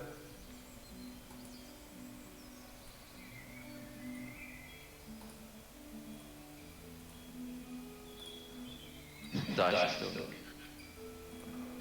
Okay, so wait, I should be able to give you control. Shouldn't I give you control of the woman or no? No, because she's an NPC and I'm controlling her. So you control indirectly by giving orders and stuff. So how about you move your dude away from the entrance and I try to drop her here. I don't know if priests, I forget, do priests use staves? I'm not sure, but it doesn't matter. Let's just do this. So, I'll leave the dice there.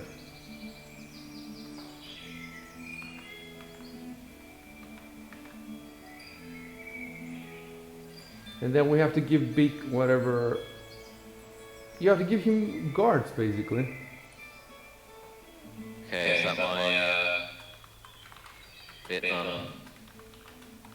done? Do you have a couple more minutes or no? If you don't have more time, leave. If you have more time, stay so we can figure out if there's anything more. Yeah, I have a few more minutes. Okay. But during each time I'll be AFK for a second. Yes.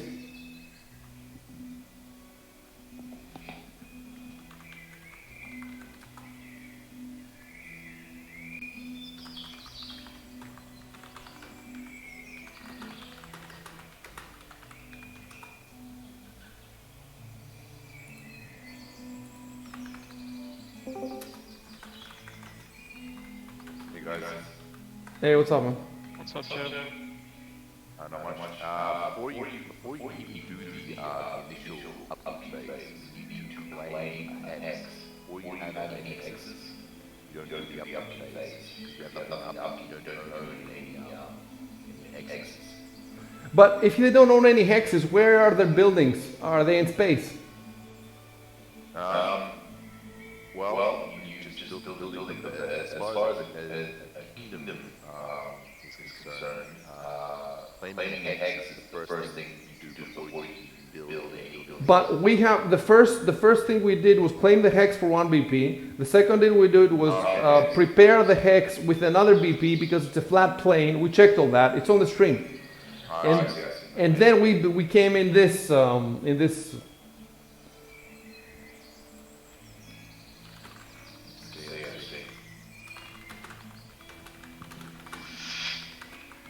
Okay, I should probably go about that actually. Okay, catch you next time. See y'all. What we could do is Chef could take over. Yeah, he could be a general. Oh, hey. Yeah. Okay, yeah, Chef, that's my choice, you're a general. No, but Actually, listen, Rory. I'm not sure it's gonna work like that. We're gonna figure it out. You have to leave, and you can catch us later, and we'll post later what happened. Okay, cool. Alright, Ciao. GG's, have fun. Later. Later. Okay.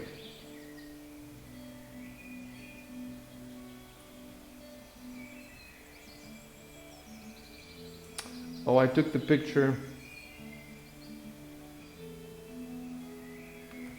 Wait, I'm gonna close the library.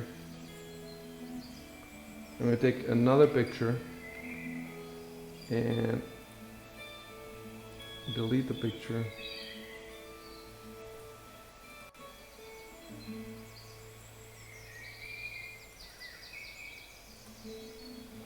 See, I want to get us to the point where you make a second building because that's where things get interesting in terms of Tailspire. But the way things are going, I don't know. We'll see. So, okay, you know what you need to do? We need to go back to the other board and give. Look, we don't know. I don't know how many.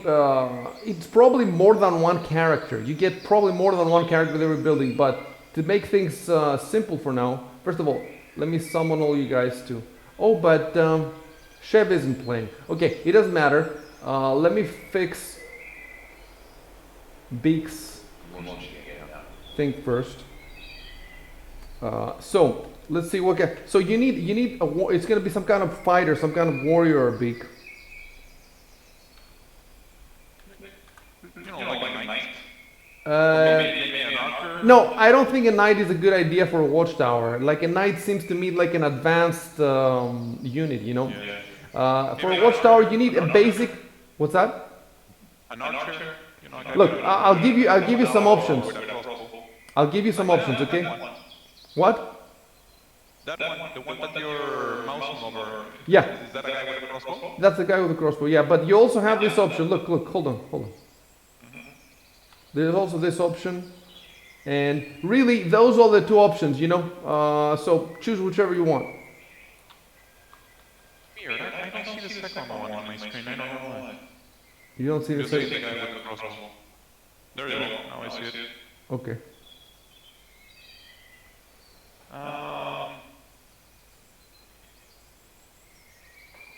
Yeah, the guy with the crossbow. You know what though? I think that this whole freaking let's put it this way. This whole freaking the watchtower. First of all, it's more expensive than Rory's, right? It's way more expensive. So, and it's definitely not a one person who mans this. So I'm gonna give you two. So you can choose two crossbowmen or two spear or one of each, whatever you want. Okay, so you get one of each, and you can put them wherever you want. But right now, I'm gonna take a picture of them for our viewers, for the Discord.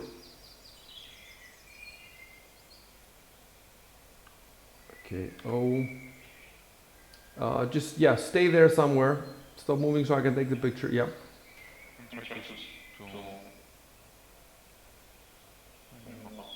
Hold on. I'll move you. I'll move you here.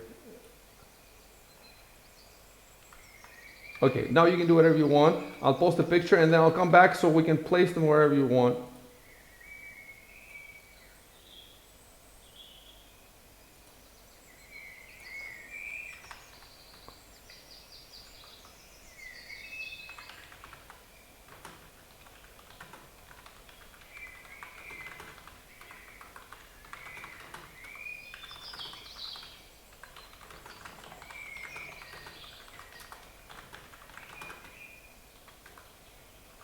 Oh, the BP is functions as people as well, I think. Build,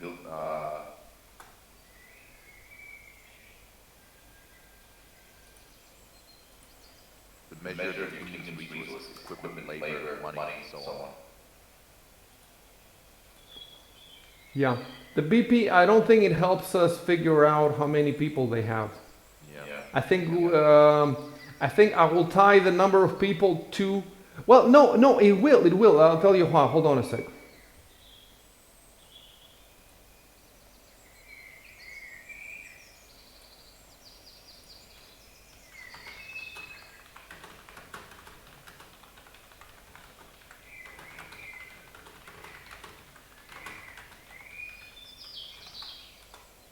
Okay, so my reasoning for giving Big more units is that he spent more BP, right? And he got a bigger building that's harder to control. And obviously a watchtower takes more manpower than a tiny little shrine. And if one person spends 12 BP and the other person spends 8 BP, yeah. I have not, you know, these stats are not in the rulebook because the rulebook doesn't have tactical battles. It only has strategic battles. So the rulebook doesn't care where in your kingdom the soldiers are. They're all supposed to go wherever the emergency is. You see what I'm saying? But in our game, maybe your town will be attacked by another group, and then you'll need the actual floor plan and how many people are where, because we're going to play it out in the Pathfinder rules. So and there'll be other reasons too. So for now, obviously I have not done the balance in any of that stuff, but for a starting idea is that the shrine comes with a priest and the watchtower comes with 2 warriors, and obviously I want to give people options. So right now I gave Big 2 options, but maybe he didn't want humans, maybe he wanted dwarves, or maybe he wanted elves, or maybe he wanted, and obviously when we're playing D&D, it will depend which part of Golarion are you in. So if you are in one place where there's no elves, you cannot have elves. You see what I'm saying? But right now, for the pure strategy game, he can choose. I gave him these 2 choices. In the future, maybe he'll get more choices. So where do you want these guys, Big? Crossbowman in the top floor, or you can find that window to shoot from. Let me see. Yeah, in the middle floor. I think that's where the window is. That's though where we cannot put people there, right? Is that where we have trouble? Let's see. That's right. No, I cannot. Okay, so I'll tell you what we're gonna do. For now, first of all, we don't want to put them in the building, because if we put them in the building, then we can't see them anymore. It's not so cool, is it? So it's nice to have your little town occupied. So for now, let's just put them outside. And when we learn, I mean, I could put somebody on the top, but the top is your room. It's not theirs. You see what I'm saying? That's just. Of course, later when you have more buildings, you sleep somewhere else. But I think right now, you sleep in the top, wouldn't you?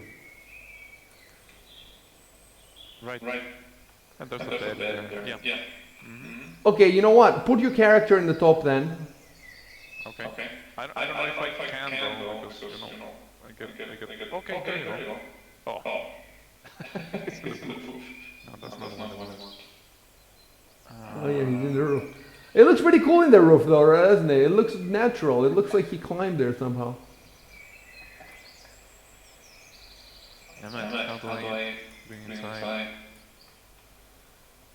Well, I'm not sure how do you do it. You know what though? I think I can do it for you.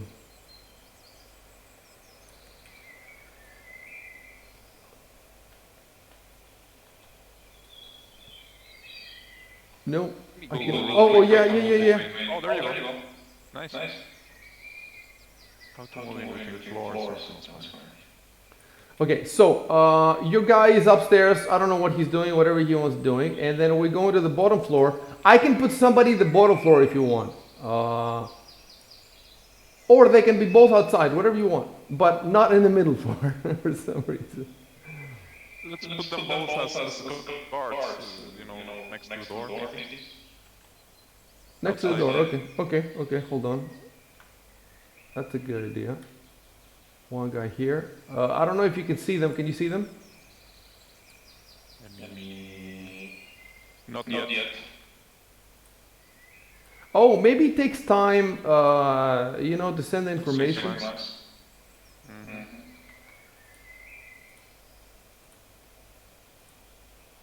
And I've got the door open to though. I can close the door if you want. Or you can close it yourself, I think. Oh, look, if I want, I can have the top floor open the whole time, so that even if I'm on a distance.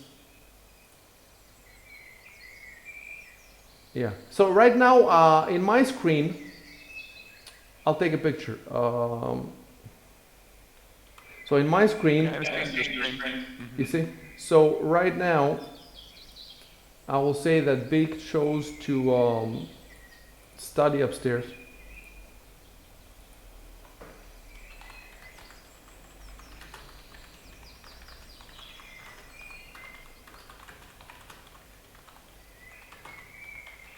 I don't know why I'm not seeing the guards, I see.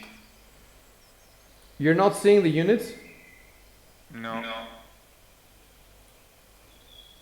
Hold on, let me select your character. How about now? Do you see them now?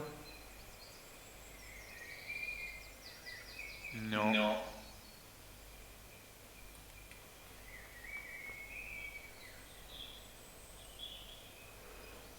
Okay, we're gonna have to move on. You can see them on my screen for now, and then we'll figure that out. Yeah, we'll figure that out later. I'm so happy, like it looks so cool. But I think, look, when we make a second building, we're also gonna have to make like a road to it. You see what I'm saying? So it's gonna get interesting.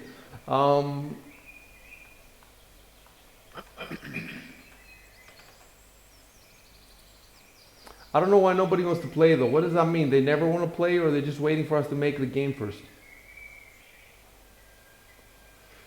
And they're not even answering. So I'm gonna have to ask at some point because I don't know. Like it will be very different depending on if nobody wants to play. I'm gonna have to do something. I don't know because I want to play. Okay, so I think it's definitely the latter. There'll definitely be more interest once the shit gets sorted out. yeah, I see what you're saying. Okay. So, what do we have to do first? Maybe we have to let's get Chev in the game. You have the invite code on Discord. Okay, my code. See if I can find it. Yeah, I saw it actually. It's fun.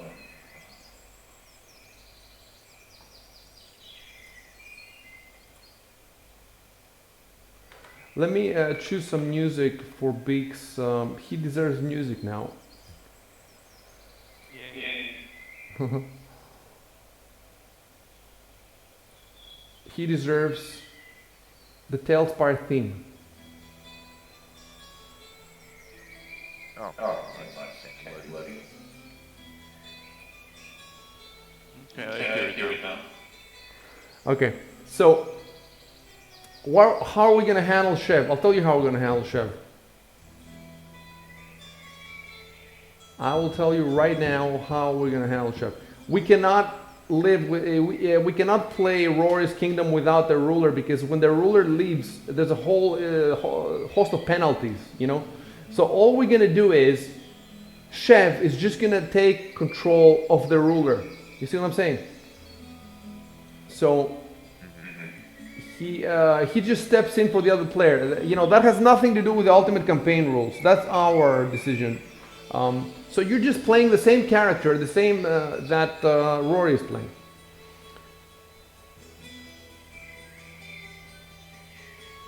Can you see now this board? Can you see Big's board? I can see the tower. I'm in the tower. Okay, can you see the two guys in the front entrance holding guard? No, I don't see that. It might be the line of sight stuff.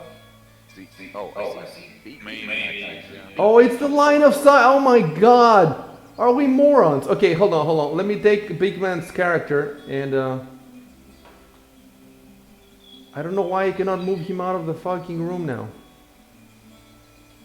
It is the line of sight, guys. The whole point is the line of sight. That kind of sucks, doesn't it? For a strategy game, it sucks. On the other hand, it is realistic. Hold on. I cannot move this fucking character. No, I moved him. Okay. Boom. How about now? Yeah, now I see the guards. Yeah. There you go. So, you know what? Stay up front for now, so you can see your freaking guards. Well, we solved this mystery. Let me tell him. When you level up, you should definitely get the perk object permanence.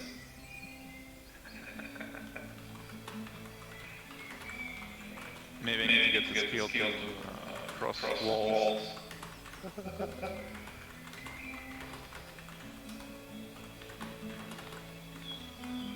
Oh, maybe I should. You haven't seen them like moving back beside. I can try, but I need that. I don't think I can open the door by myself. IC has to approve the action. Oh man, it's so nice when you zoom in. Look at this. Dude, the graphics, they're very, very good. It takes a lot. You don't realize it unless you look at really nice screenshots, or if you're in the actual game. Like, there's no video game of a similar genre. You know, Oh wow. I turned on the torch. Where's the torch? It doesn't have it, but if you right click on your character, there's a Oh, okay. space for a torch. Yeah. And you have some emotes as well. Look. Yeah. Surprise, giggle, queer. I think that's about it. What I can That's do. about it.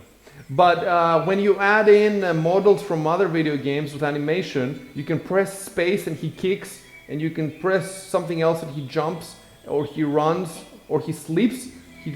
So these miniatures don't have animation, but imagine if you had an actual. And you want to see a fireball? No, a magic missile. Hold on. Not a torch. Yeah, fireball with down. Yeah. So anyway, forget about that. We don't want to do that. And disable torch. Okay. So we figured that out. Big is standing there. So I think now it was Rory's turn. So we were trying to figure out. Let's go back to the other board. Let's go to Camelot. So you're playing Rory's character. Let me summon you guys.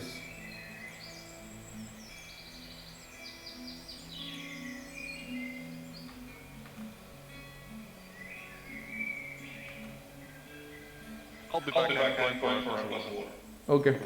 So can you see everything here now, Chev? Oh yeah. I'm gonna give you control of this character, GM tools, player permission. Okay, now both you and Rory have control. Try to move him around. There we go. This is actually a very nice shrine.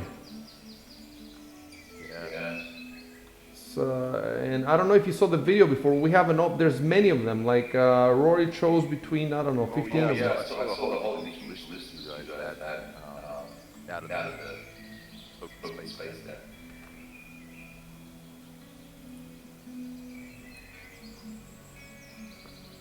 Okay. Well, I'm glad you're available because Rory left, and then we could still play a little bit, a few more turns. Since the two of them are not going to interact for a long time, we can play a bunch of turns. But so we have to go back to the rule book, unfortunately, and figure out the. So Rory had rolled the stability check. He failed it by 1. And this meant, yes, and I gave him unrest 1. So he has unrest 1 now. I don't know what that means. I can actually see it though, what it means. Like if you, oh, but I have to give you access to his, what's your Gmail account?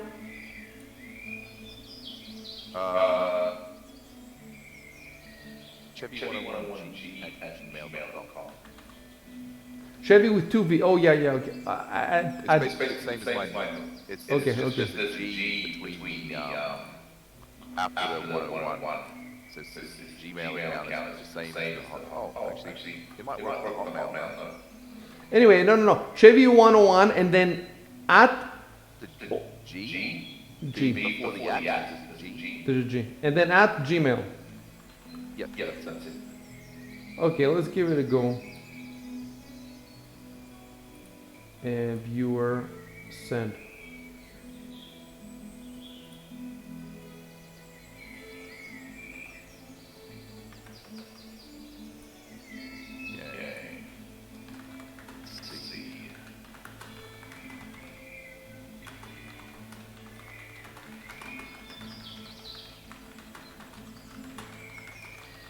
Okay, see it.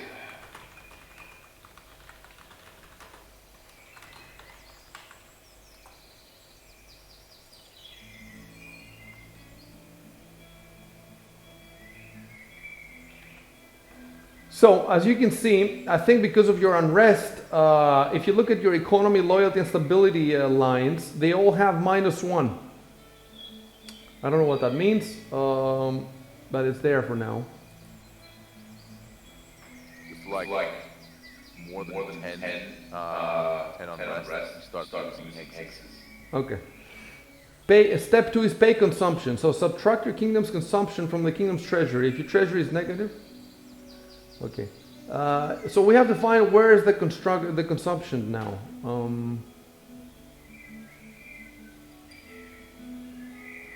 I don't know why your sheet says that you have 2 improvements. Oh, it's the amount of improvements you can build. It's not the ones you have. Okay, I understand. So now we need to find the consumption. Where would okay, I'm looking at the consumption. It's in the edicts. You have a consumption of 2. It comes from size 1 and districts 1. Because you have size 1 and districts 1, that means your consumption is 2. What are the tile types that this kingdom owns at the moment? One plains, right? Yes. That might be added in. Added in where? Down the bottom there, there's tile types owned. I see. Plains. I added it, and for some reason, it gave you a population 100.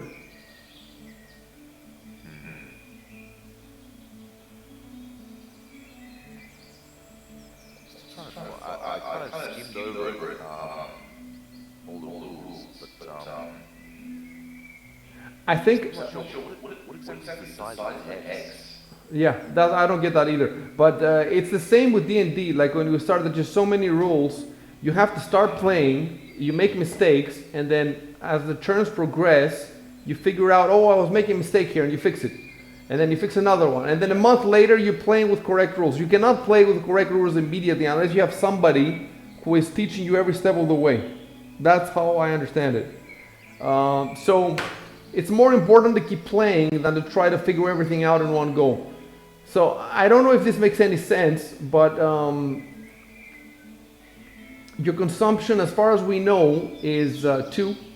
So I'm going to remove 2 building points from your treasury. So you had 8, you got 10, now you're going to get 8. Yep.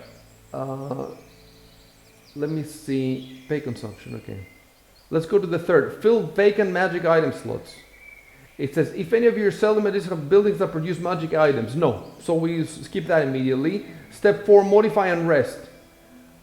Unrest increases by 1 for each attribute that is a negative number. Economy, loyalty, or stability. I don't think any of them are negative. Economy, loyalty. No, I don't think any of them are negative. So we can skip that too. I'm back. If the kingdom's unrest is 11 or higher, it loses 1 hex. We're not there yet. Or if it reaches 20, no. Example, no. Okay, so we're done with your upkeep phase. Now we go to the edict phase. The edict phase is when you pronounce edict or edict, right? Honestly, I don't know, man. Okay, so let's call it edict. The edict phase is when you make proclamations on expansion, improvements. Okay, assign leadership. Assign PCs to any vacant leadership roles. You don't have any PCs or NPCs. We skip that. Claim and abandon hexes.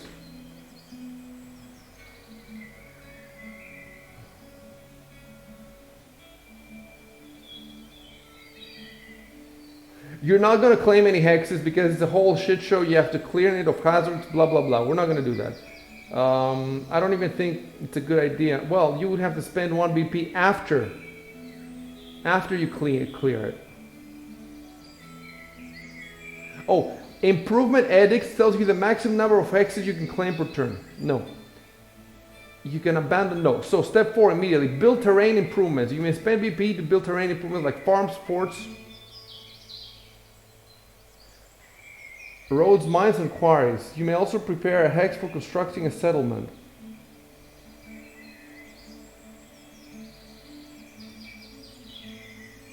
So in this step, you can either build improvements in hexes that you already own, or you can prepare new hexes, but we said forget about new hexes.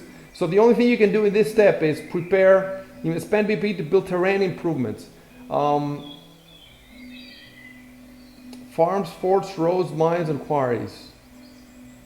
What about farms? Are you interested in farms?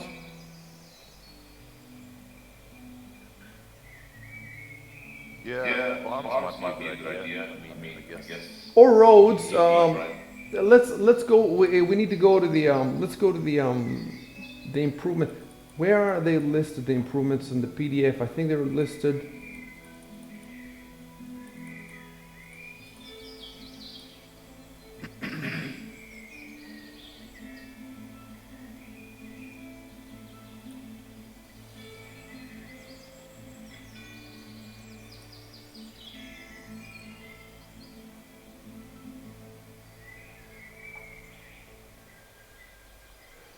Page 214 is where the improvements are.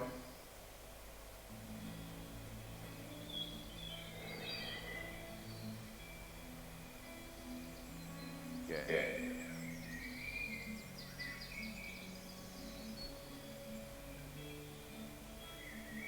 No, I'm not seeing it. I think it's after the building. I'm seeing it, but I'm just in the web page, not in the You're on the webpage, huh? Well, maybe can you put the link on the Discord? Sure.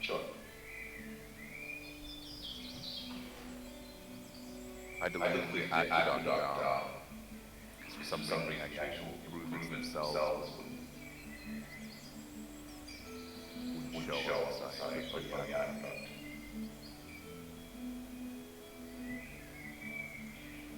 So, a farm helps feed your kingdom.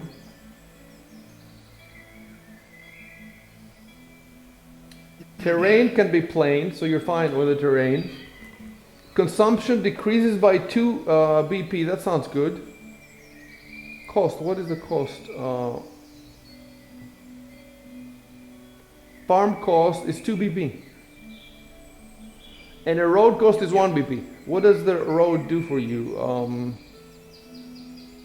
Economy is 1 for every 4 hectares of road. Stability is 1 for every 8 hectares of road. So far, I don't really have a road 2 anywhere. Look, let me tell you something. The actual Ultimate Campaign rules, they don't care what exactly the road connects to what. You see what I'm saying? You tell it to put a road down and it puts a road down and it's abstracted. But for us, because we're playing on Tailspire, we are going to put a road. But you know how we're going to put a road? Since you only have one building, we're going to put a road just right in front of your shrine, just a little bit of road, and then when the next building comes up, then we'll connect them, depending on where you put that, you see? Okay. But your bonuses have nothing to do with how the road is laid out in Tailspire. Except when you want to move faster and we have a tactical battle, then it matters. So we'll see exactly how it's going to happen later. We don't have to worry about that. Right now, you just have to choose which of these improvements you think sounds more beneficial to you. The farm, sure. So you have the farm, you have the road. What other options do you have? I've got bridge, aqueduct. Okay, so you want to go with the farm. Let's go with the farm. It's made simple to start, and I even have something to put. So,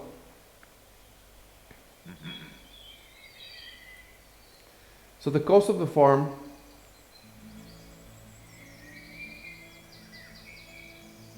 is 2 BP. So you want a farm. Yep. So your treasury goes down to wait. Maybe it's automated. Let me see. Let me add one farm. Terrain improvements owned. Farm. I'm gonna put 1 there. So it did not change. So I'm gonna have to take the treasury down to 6, right? Yep. Okay. Con, what is this con? Why do you get a -2 in con? I think it's based on like tax. Farm doesn't have any expenses. I see. Okay. Well, let's really quickly go to Tailspire and try to find a farm. So in Tailspire, in Tails Bazaar, I'm seeing a bunch of, let's see, in Tails Tavern.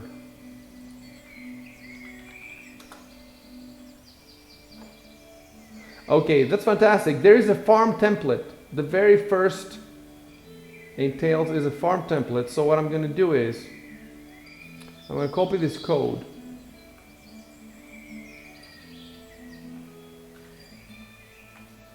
You guys see that?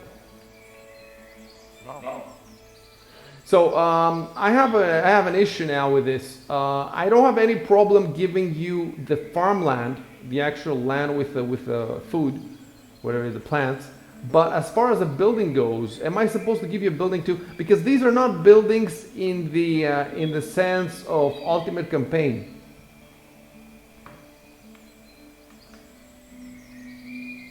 You see what I'm saying, guys? Yeah, like you're not supposed to actually put characters inside them, have fights in them and stuff like that. That's what you mean. Yeah. The farm, as far as Ultimate Campaign, is like a terrain improvement. It's terrain.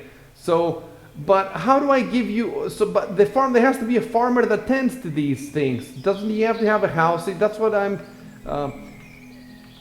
So the farm is not a building in the sense. Let me look at the list of buildings. They don't have a farm in the list of buildings.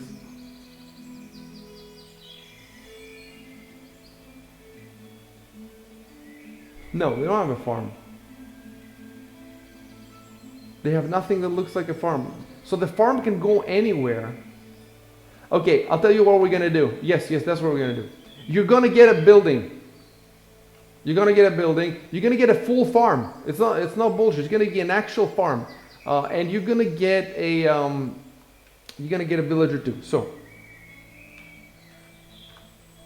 it's just a different way of gaining buildings. Some buildings can be gained one way, some other. The farm, it's this way. So, hold on.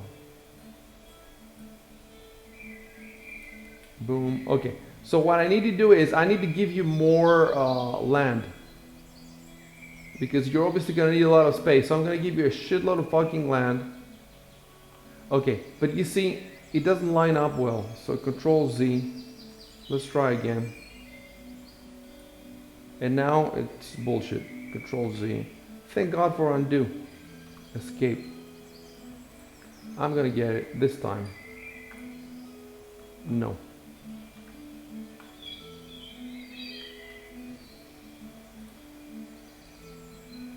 Yep, this time I'm gonna get it. How about that? So I want you to start. Hold on.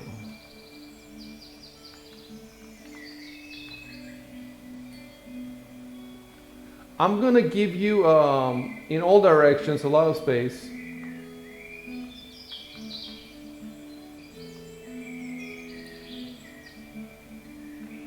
I cannot give you space. Wait, yeah, I can give you space. I'm just gonna have to delete all this shit.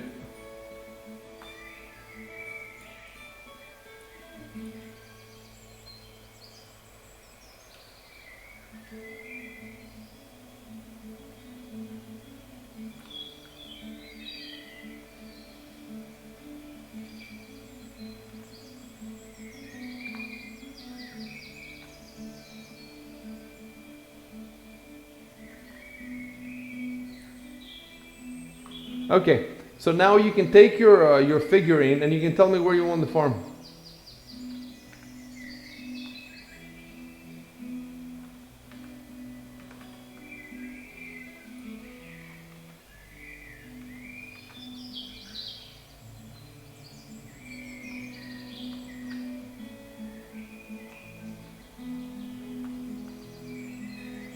You're in the farm right there, okay.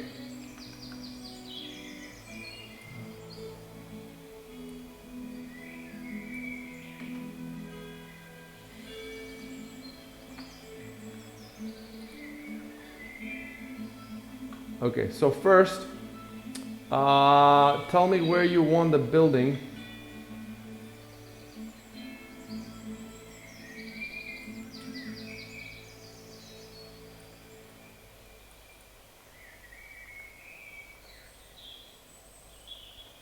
You want the building there. And I don't know, can you see on my stream, but it might be kind of hard on the stream because you know what I can do? Okay, move your piece away from there. Look, what orientation do you want? Like, do you want me to, is this orientation good or do you want me to turn it around?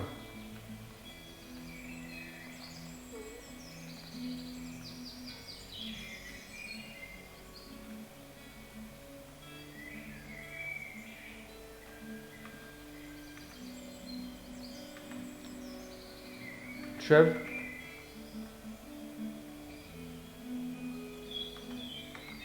Yeah, but you're speaking because I don't hear you. Yeah, we cannot hear you. Shit, I was muted. Yes, that's good. That works perfect. That's good. Okay, but I'm gonna have to remove it and put it back because I need to make it touch the floor. It's not touching the floor now, I don't think. Is it touching the floor? Hold on. I see it on the floor. No. It's floating, you're right. It's floating, right? Like So- one pile up. Yeah. Because the actual entrance has an arch that reaches down below the rest of the base. You might have to physically force it down to the ground. Yeah. Yeah, I think I know how to do that.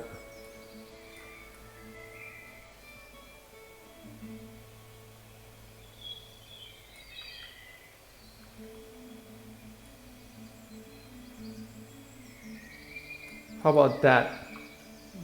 Flying farm. Okay, I'll try again. It's just not that simple, unfortunately. I think if you hold control, well, if you're using the control in the lose the same as controlling the Yeah, it is the same. It is the same. Yeah, I'm doing it now. The thing is, it doesn't quite snap. So you can put it midway through. You know what I'm saying? So okay, so I need to switch my viewpoint to a place where I can see the size. Okay. Oh, I think that like this, I should be able to.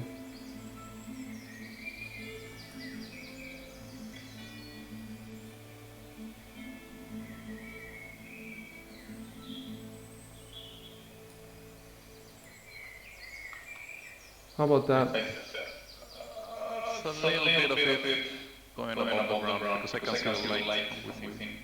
I think that you can see the lights. You can see the lights from the back. It's easier to see from the back. If you go from the back of the board, I think it's touching. It's touching perfectly. Yeah, I'm 100% sure it's touching perfectly. Okay. But did you want it there? Or did you want it a bit to the right? Well, right now let's leave it there. And now I'm gonna give you your crops and shit. What are we gonna do about the crops now? You know what? I could start. Let's see. Okay, let's try to start with just giving you the pumpkins, I guess.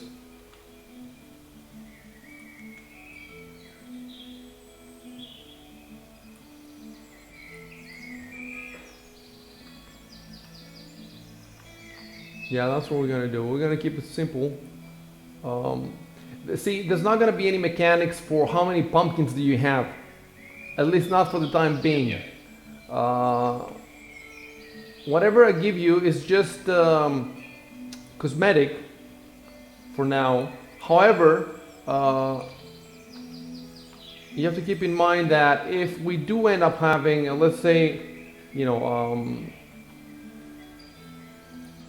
to play a tactical battle on this map, then, you know, obviously it will matter at that point exactly where the farm is.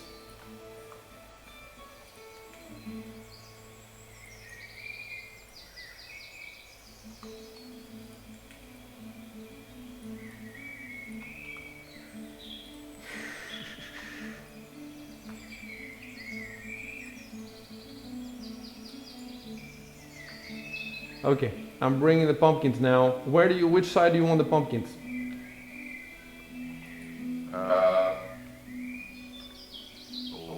left-hand side. Left of the... Like somewhere like here? Maybe rotate them lengthways so that okay. entrance has like a long pathway this way. Okay, let me try something. Let me try it again then. Something like this? Yeah, maybe the entire block to the left. To the left You know what though? I don't have to give you just I can give you like, how about if I give you something like this? You see what I'm saying? I don't have to give you just one. It's an entire freaking pumpkin farm for how many people? I want to give you a lot of it. So, do you want something like that? Obviously, I'm going to line it up. Sure. But I'm just saying. Yeah. And you want length. Pumpkins in the ground as well, I guess. Maybe that sounds. I have to explain something else. That let's see.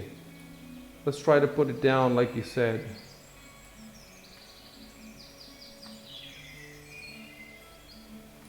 This is what you mean? Oh, jeez. Okay. All right, this is what you mean? Yes, me too. You're not supposed. So basically, what you would like to do in this situation is you remove the tiles, the green tiles. Yes. And however, let me explain something else too, though. You're not supposed to make everything flat like we have it now, because then it looks unnatural. If you look at the good boards that people have made, they move up and down some tiles to look more natural. So it's not entirely unnatural to have these just sitting on top. Let's try it. Let's try something. Let's try. Look, all this stuff now is taking a lot of time because it's my first time. Obviously, it's gonna get faster as I get better at this. Look, boom. So now, if I wanted to,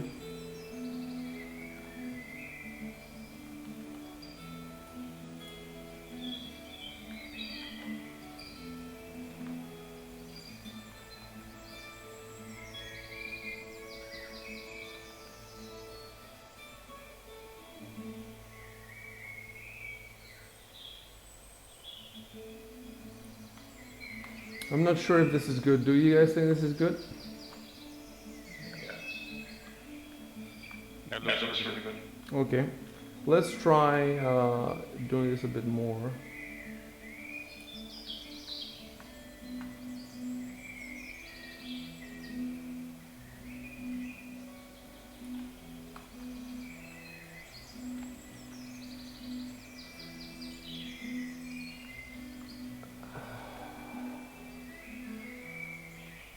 Okay.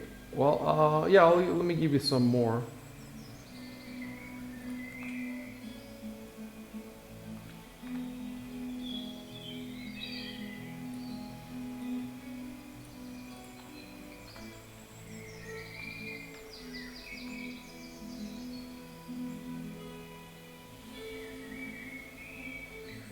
What the fuck was the entrance of the house?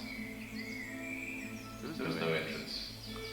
Oh, oh, yeah, there's an entrance to the left side of the lumber. Right. Let me see. Is an entrance where? Oh, there is an entrance. Okay, let me try to open it.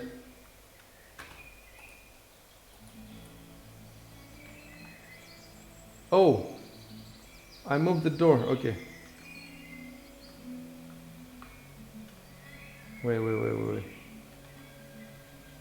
I do redo. Redo is this. Okay, that's good.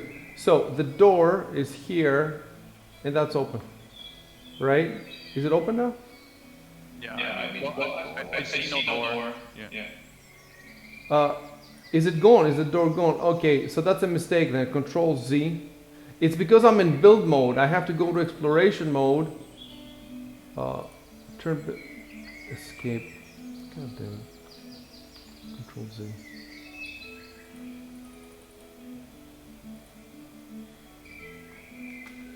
Okay, I've turned it off. Exploration mode. I think now. Yep, that's it. Open the door. I opened the door. So, how do you feel about your pumpkins? Is that good enough for now? I can give you more later if you want, but for now we could stop it here. Yep. So B. Okay, let me close all the mess that I made.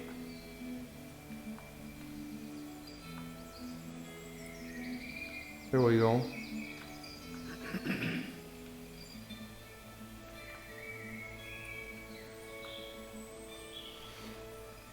Okay, so now the farm should come with the farmer and his wife. How about that? Or you want him again? You want two guys? What's the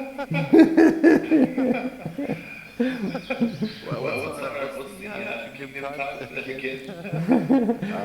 Yeah, let's have a farmer and his wife. Let's go for humans for now, just to make it simple. What about two lesbians? Two lesbians, yes. The thing is the village. Okay, here is a fat woman. Build.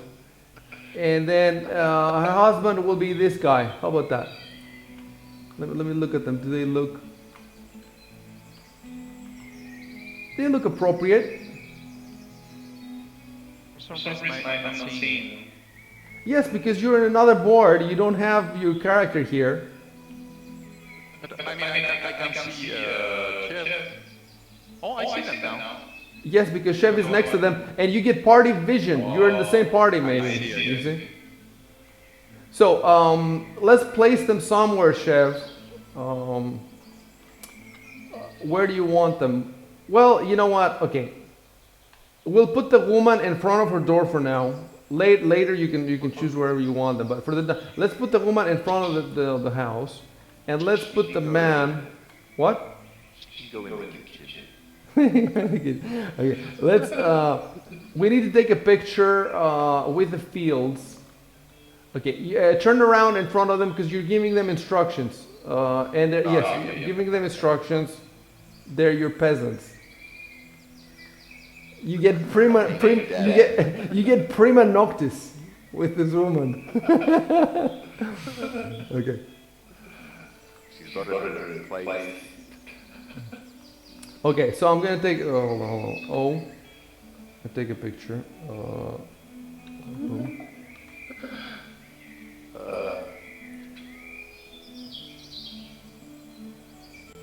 This looks like I'm going to cut it down.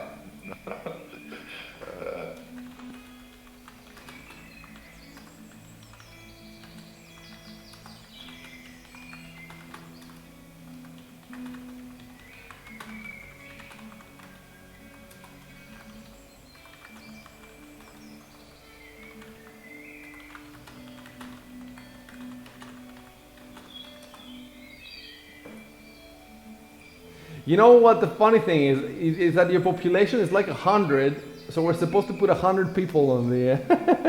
If we wanted to be scale 1-to-1, we'd have to put 100 freaking. So we'd have to. The ultimate campaign rules say that it's not necessarily one building. If you're building a castle, yes, it's one building. You're building a magic shop, it's one building. But if you're building a house, it's not one house. It might be 10 houses. You see what I'm saying? For the time being, I could put down a few more farm buildings, and we could put as many of these farmers as we want. But let's keep it simple for now. And eventually, that's what I want to be doing eventually. I want to be building the whole thing. But for now, let's keep it simple.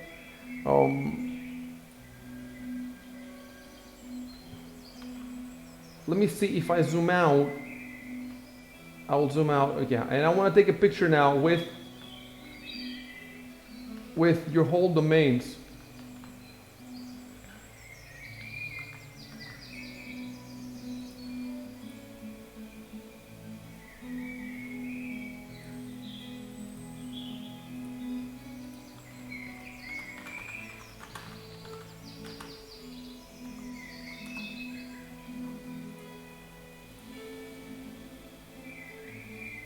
Yeah, it looks legit.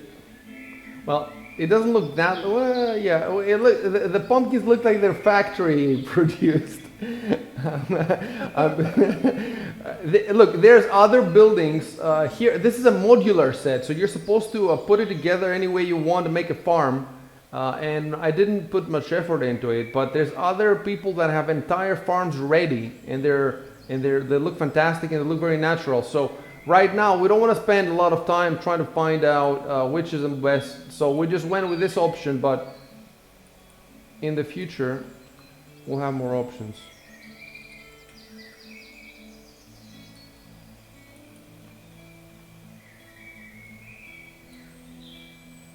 Now, what I'm trying to do is I'm trying to delete these farm,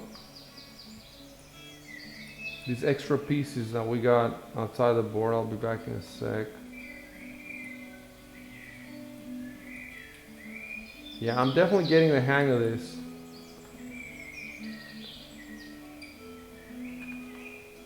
Okay, I always hate to go back to the rules. You know, I just want to stay here in the tailspire.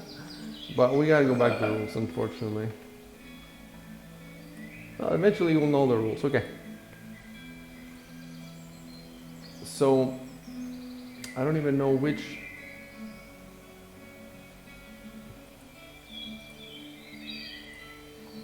Okay, terrain improvement.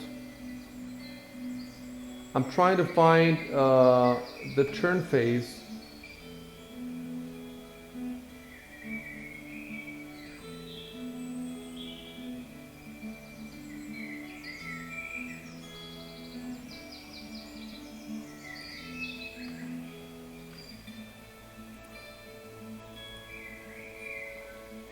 I mean, the upkeep, There is a chapter that tells you all the phases of the turn. So that's where I want to go. first, go ahead.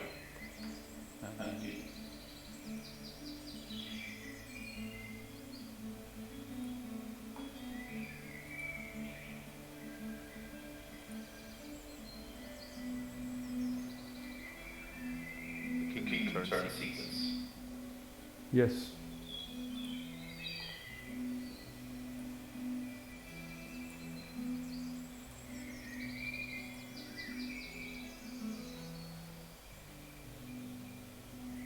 Click up the top, the king building. Yes. Like Yes. that. And then click on the king turn. Kingdom turn sequence. Okay. The next category. Yeah. So now. I need to scroll down a bit. Yeah. So now we are. We're in the edict phase. Step 4: build terrain improvements. You may spend your BP to build improvements. So we did that with the farm. It tells you the maximum number you can make per turn. Okay. You could make more than one. You make more than one. I don't think it would be a good idea now because you would end up spending even more BP and you don't know how much BP you're going to get. So let's forget about that. Let's go to step 5. Create and improve settlements. You may create a settlement in a claimed hex. I don't exactly know, like you said, I don't exactly know what a hex is. Yeah. See, But maybe it's got something to do with the main rules of the actual regular rules. I doubt it. In any case, I think it says you may build a building in any settlement in your kingdom. So at this point, you can build any building that you want. So now, first you build improvements, and then you build buildings, and now you can build whatever you want. So you have the whole list basically. Of course, some of them have. Look, you've got 6 BP left, and let me see what is possible to make. Maybe a house. What is possible with 6 BP? I'm not seeing much. Barracks. But then you'd be left with 0. You don't want to be left with 0. So it has to be something really cheap. City wall, for example, but it doesn't make any sense to have a city wall right now. City wall is just 2 BP. Probably nothing for the moment. A house is 3 BP, and it gives you unrest -1, so it fixes your unrest problem. Yeah. So you would spend half of your BP. You want a house? Okay, let's do a house. I'm gonna put house in Tails Tavern. And it has like Death House from Curse of Strahd. Instead of putting house, I'm gonna put rural. And there's a bunch of rural houses there. If you look though at the images they give you in the kingdom building sheet, it shows a house as 3 houses. So we're gonna put 3 houses for you, and we're gonna take the. Let's look. Eventually, I would like to have different kinds of houses, but for now, let's just do 3 copies of the same house. The smallest one is called generic 4x4 rural house with front porch. So you're gonna get 3 of those. Let me copy this. Or for a change, you get 2 of those, and then you get 3. So to move your dude, where do you want me to put the houses, generally speaking?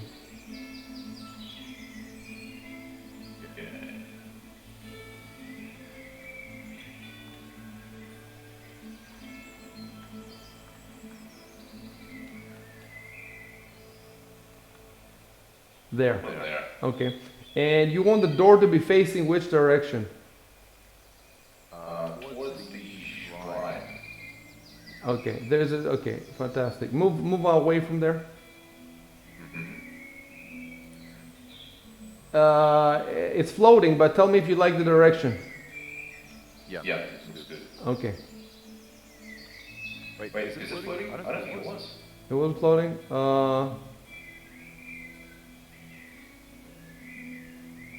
I think the board was raised off the ground, but the rest of the house was on Let's check it out. I think the foundation tiles are supposed to be below the ground level. Oh, I think yeah, that's the right. idea, and I think probably that was the same case with the house. Yeah, that I mean, makes the farmhouse. I think that's the idea. Oh. Right. I'm not so sure because some porches are raised, and Well, the supports from the porch are not touching the ground, so I think that was the idea of the guy that made the tiny house. there are supports on the door on the. Yeah. Look at that from the left side. Yeah, you can see those tiny supports. Yeah, just some beams underneath. Wait, boom.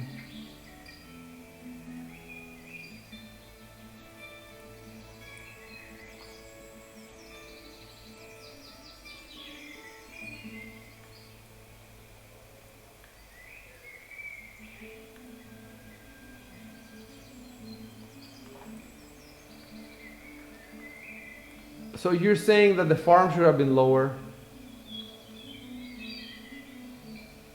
No, I don't think the farm at least, the farm building, is perfect the way it is. It has stone foundations.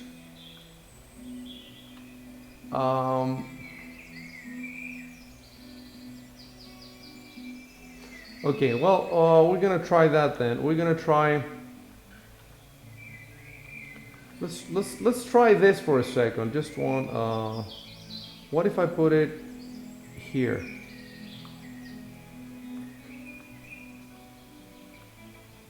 I see what you're trying to do. What do you think about now? You think that this is how it's supposed to be? Looks like it, I think. Oh wait, I have it the wrong way around. Hold on. Z, Control V.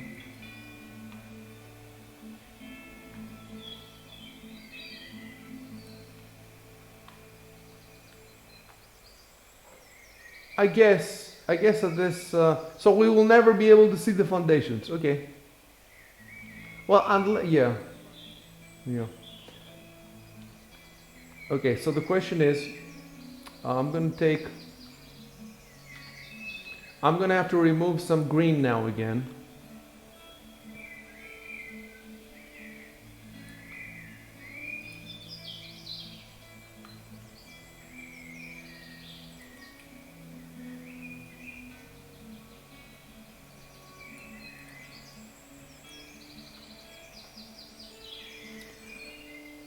Alrighty, I'm kind of stumped now.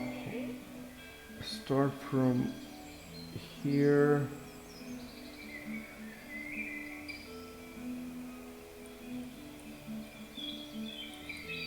Okay. And now I have the house and oops, mistake.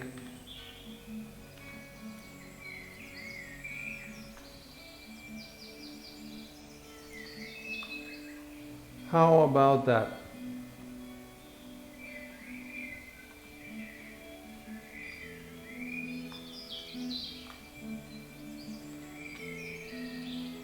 Chev, you got another house, and then you have, let me show you what the third house looks like. So there's gonna be two small houses, and there'd be one that's slightly larger with two porches, I think it is. Copy code.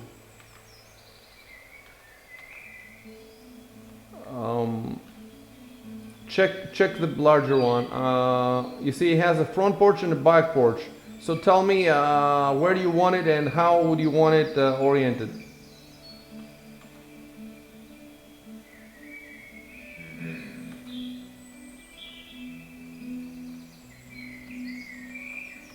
Uh,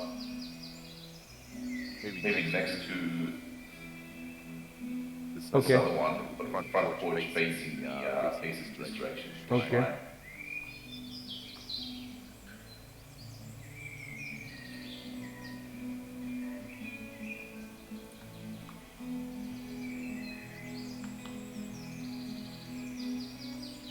It really does look like we're on our house and we're playing on the rug with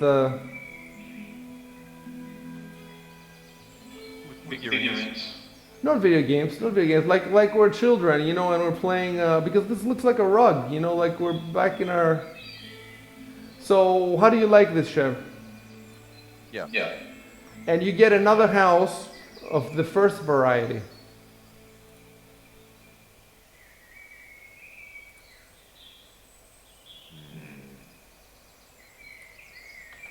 Maybe here, some distance away from the first house, but with the entrance facing this direction.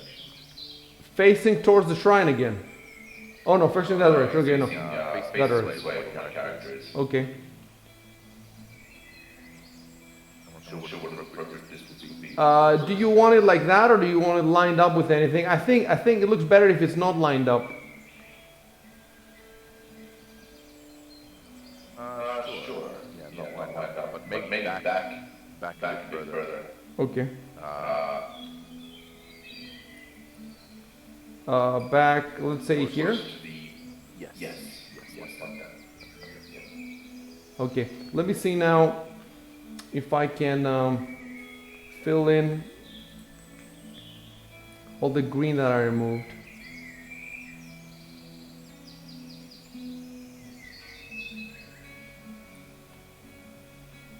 That wasn't so bad. It looks like what we should have done was claim abandonment hexes happen in the eating phase. So that should have come first before the upkeep phase. And then you can assign leadership when the player character becomes the ruler of the kingdom. And step 2 is claim abandonment hexes. So this hexes you guys first claimed would have been claimed straight away. And then there's right improvements like the farms. I'm not sure what you're saying. The way we read it, because there is a section that tells you exactly how to start a new settlement. That's where we started. Yeah. And it said the first thing you do is you claim. What? You create improved settlements within the eating phase. So the Oh,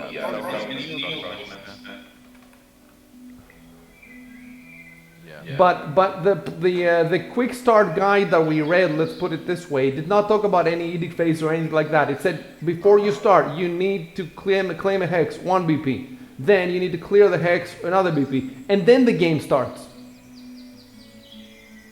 You see what I'm saying? Now you're telling me that we should have started in the middle of the turn somewhere, but the way that I read it, there's no turns before you start your kingdom.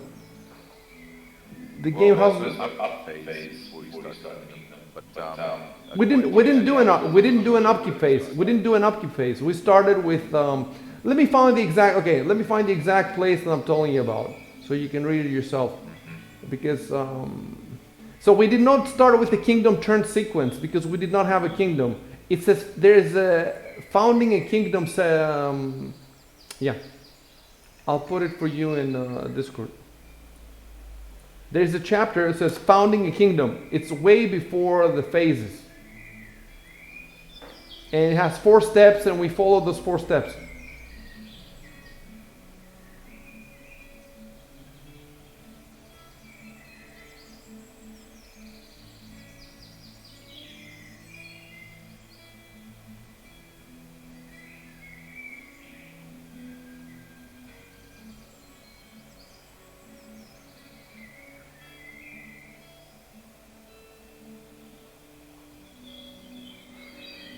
It does say once you have your first settlement. Where did we figure that out? Let's see. Yeah, no, there was something before that that we did. Okay, it's got to be in the settlement.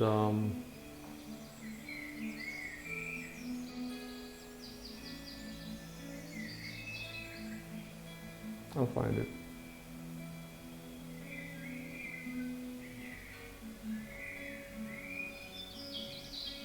You might be using the founding settlement.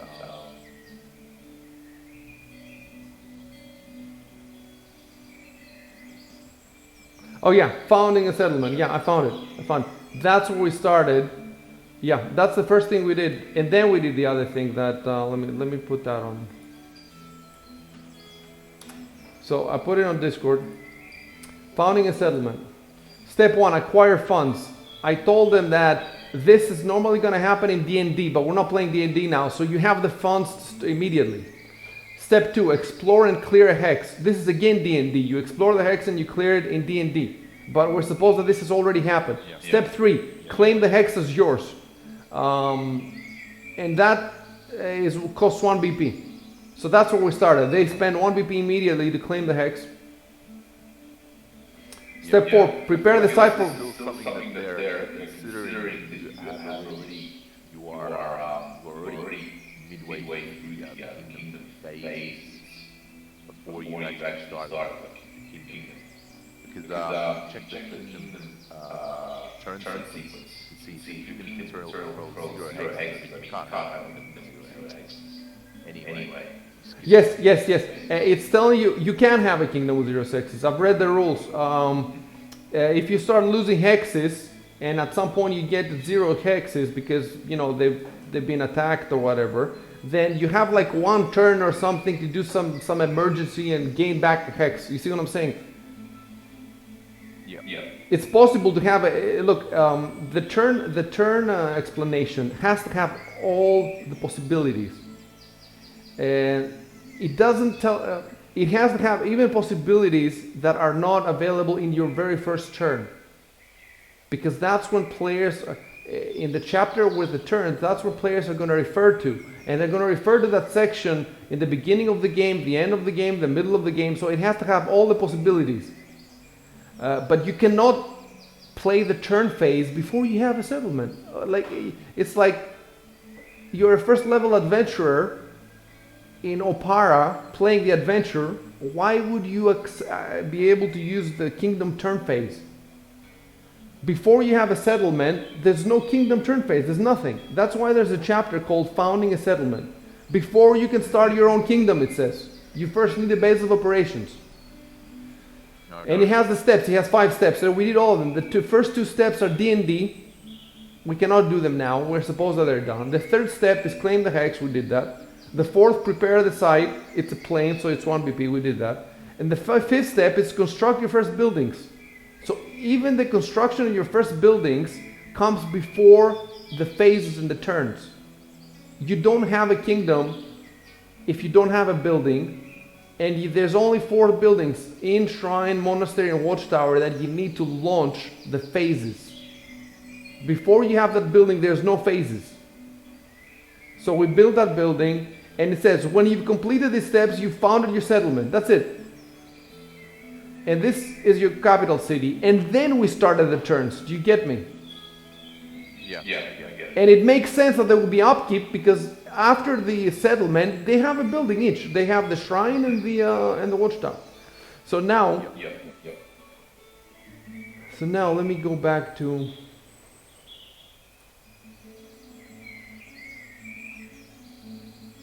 Kingdom turn phase, okay. Well, anyway, I'm getting better at navigating this online document. Is much better. Unfortunately, it doesn't work perfectly. It's not. Maybe we can make a version of that for ourselves where the links actually work.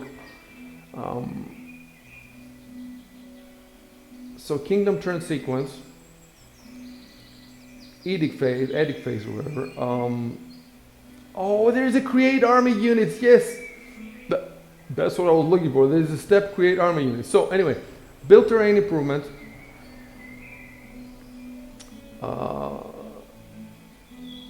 So we're at step 4, and then step 5. That's what we're doing. You may build a building, so you build one. The houses. Hold on. So let me look at the house. Are the houses done? They're done. They don't have a road or anything, but they're there. Let me go to your sheet. I have to put that somewhere, right?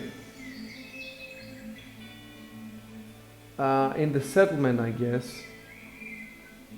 Shrine, and then I have to put house. One house. So I put the one house there. So the one house give you population of 50. So now we're gonna put 50 villagers. Just kidding. We're not gonna put 50, but we're gonna put some villagers. I guess we'll stick with humans for now. It's the easiest. The problem is I don't really have like villagers. Well, maybe I do have some. Let me see. What about this guy?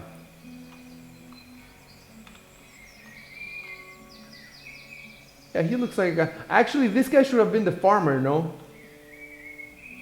Yeah. Yeah, maybe. Don't you think? Okay, let's put this guy as the farmer.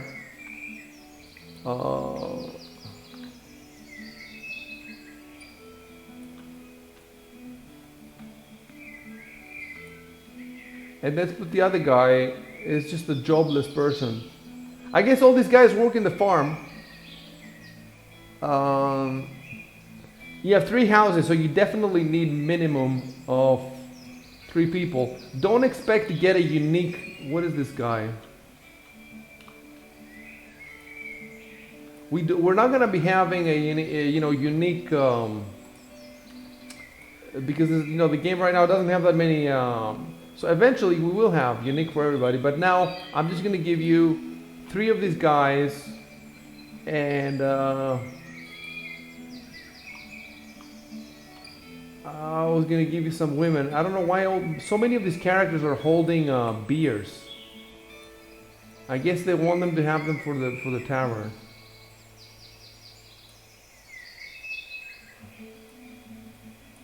Let me look at it. What about this guy? No. What about this? Is that a woman? Okay, no. For the time being, you just get these guys, and I'm gonna put them. Let's just put them on the porches for now. One guy here. Oh, and you can see inside. If you look inside the houses, the big house has is fancy. It has a really nice fireplace. That's actually, the fire is lit right now. The other 2 is just one desk and one bed, basically.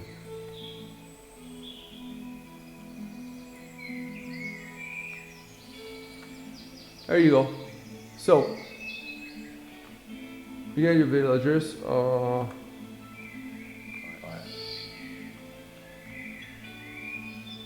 Let's see if I can take a picture that shows the whole town, I guess.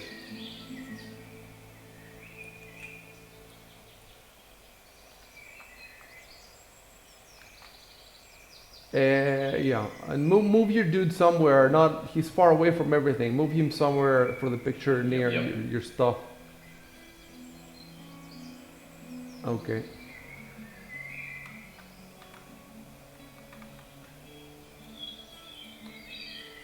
Yeah, I'm definitely getting a tiny bit more comfortable with the rules. I was really lost at first, but now I'm still lost, but not so lost.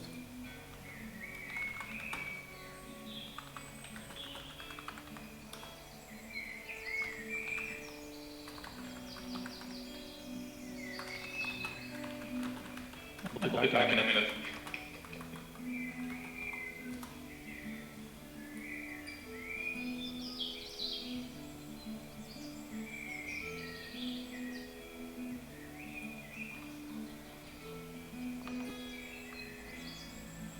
Okay, so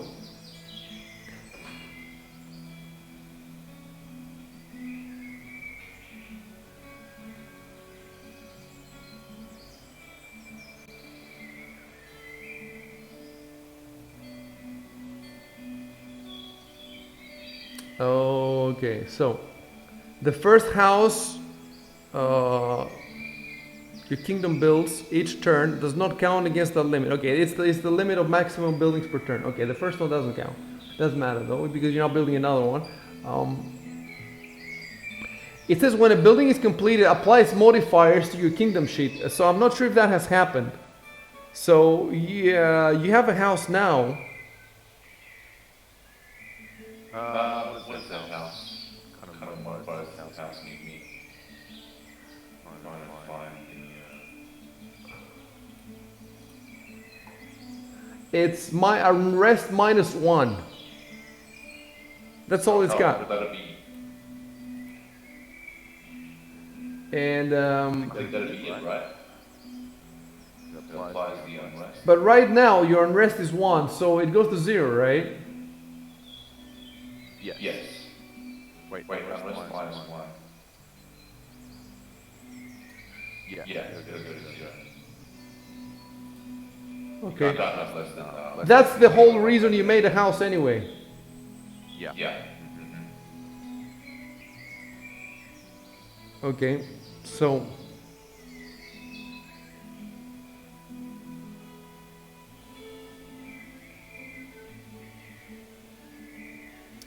step 6, create army units. You may create, expand, equip, or repair army units. See mass combat. The problem is, I didn't really read mass combat. You may create, expand, equip, or repair army units. So we have to go now to mass combat. Let's see where that is.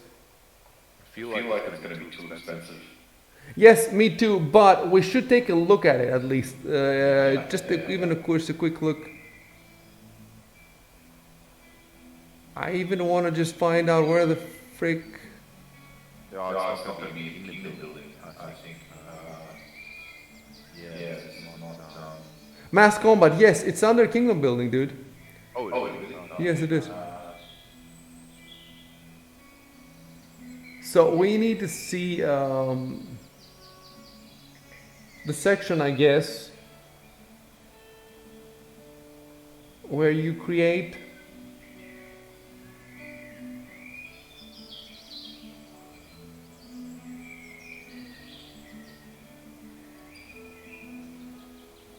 it seems to be low down.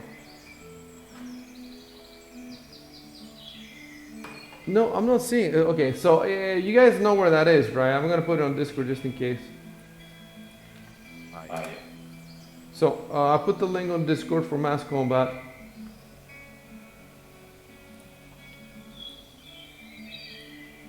Oh, this is from the Ultimate Battle book. Yes. No, the ultimate campaign, not ultimate battle. Ultimate campaign.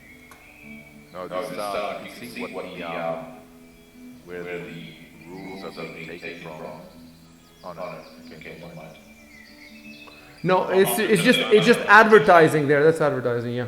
Yeah, I see. That ultimate battle is in the 380-page sequel that I told you. So,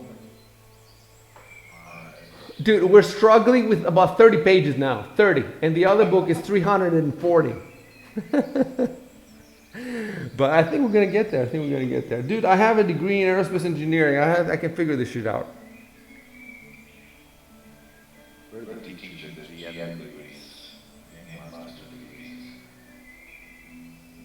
They're teaching it in the DMG guide that I'm writing.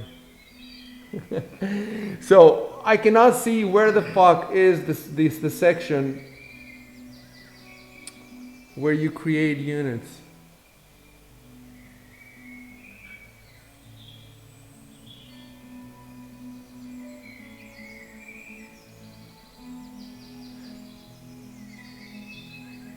Okay, it says resources to upgrade and improve armies, but it doesn't say to create them from scratch. I remember looking at a you know what, I'm gonna look at the PDF because I remember seeing it at the PDF, the section. Yeah, it was,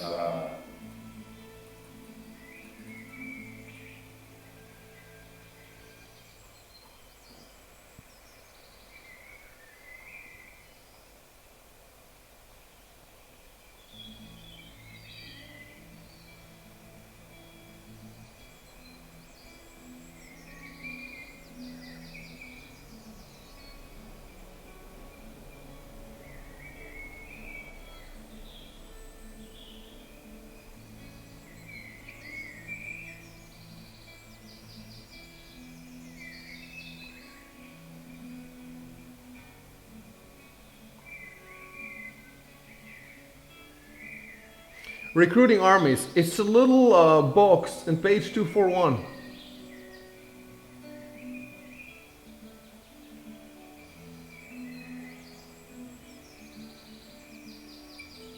Yeah, so that little box basically says if you're the ruler, you can recruit armies. If you're not the ruler, there's some conditions. But you guys are the ruler, so we're good.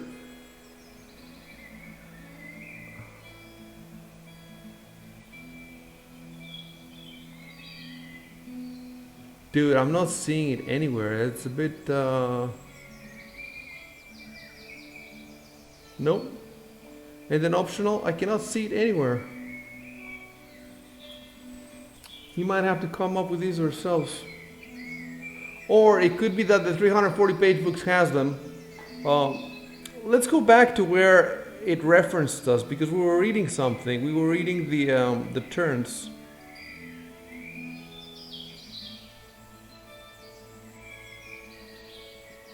We were in the edict phase. Step 6, create army units. You may create, expand, equip, or repair army units. See mass combat. That's all it says, see mass combat. So we're now in mass combat. Dude, you know what? There's probably other people who have the same problem, so I'm just gonna...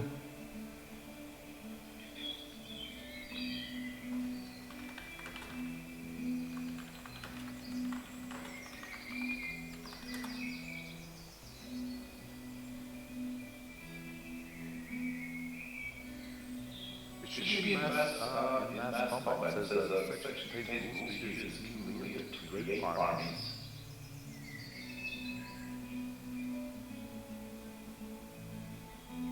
Unless it means like generating them rather than like in-game.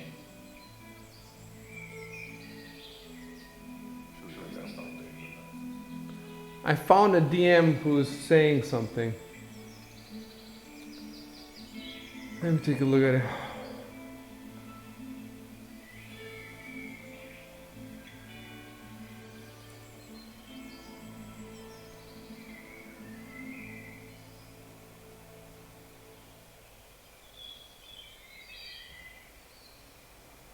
No, he has revised the rules, so it's his rules basically. I don't want that.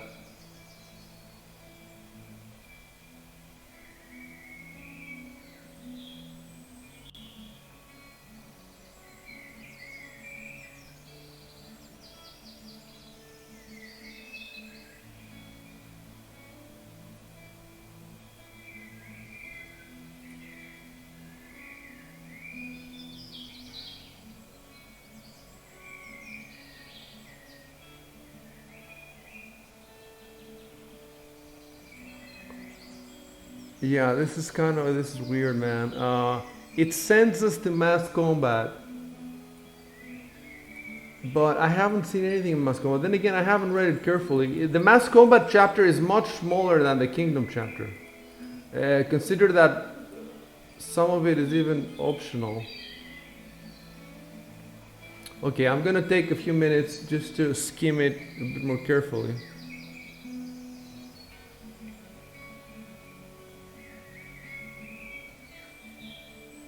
Yes, it even says this section contains rules for you to create armies. So it even says that you can create armies. You know what? Maybe the descriptions of the armies tell you their cost. Maybe all you need to know is the cost. You pay the cost and you have it immediately.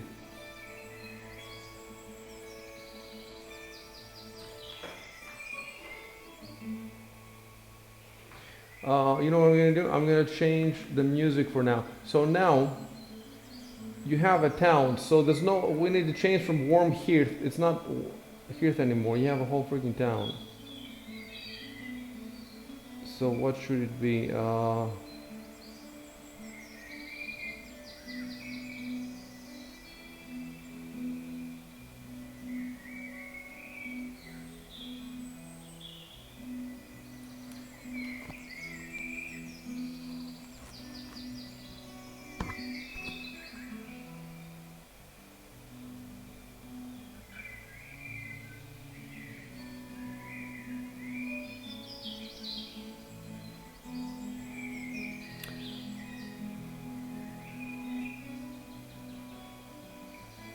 Oh, there's one that says chapel.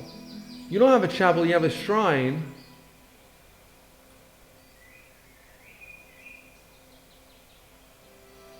And instead of Forest Day, I'm gonna put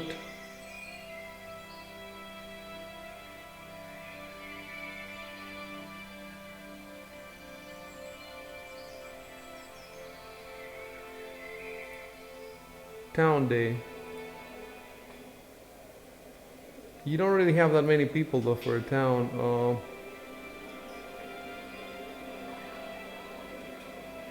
Anyway, you'll have people soon. Well, you're supposed to have like 50 or 100 people. And we're also going to change.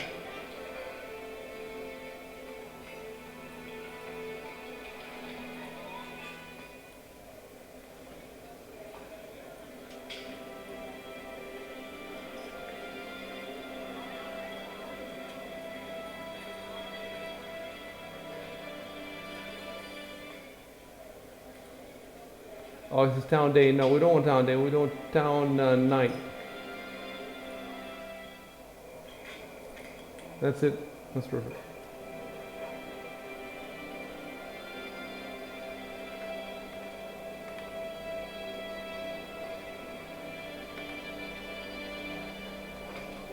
Okay.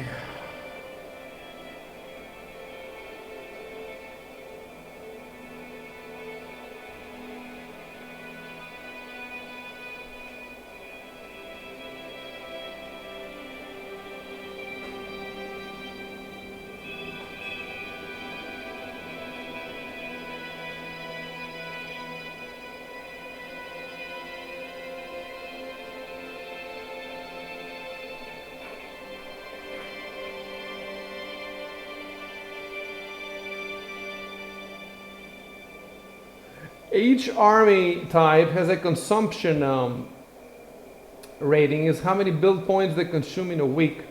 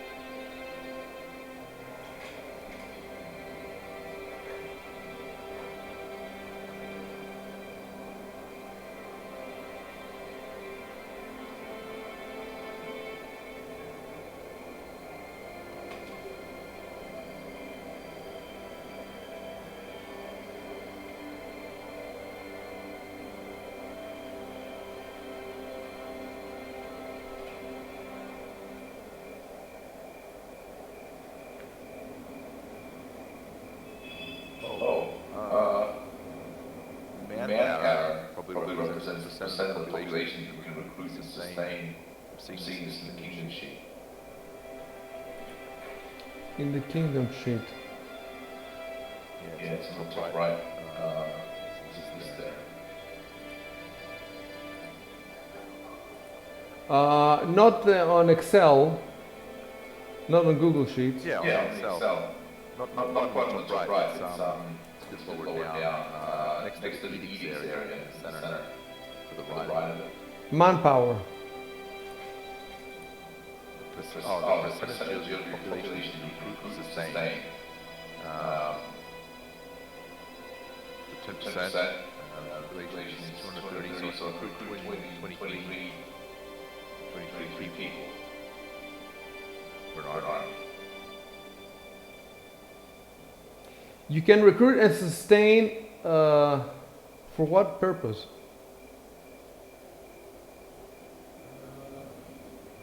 Manpower counts for standard troops. So your standard troops are second level fighters or raised militia.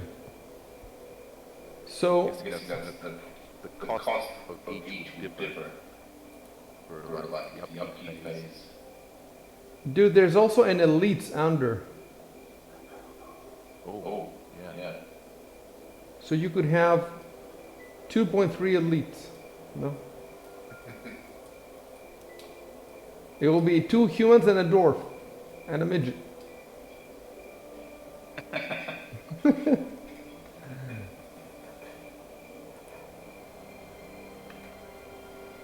Or 2 humans and a woman.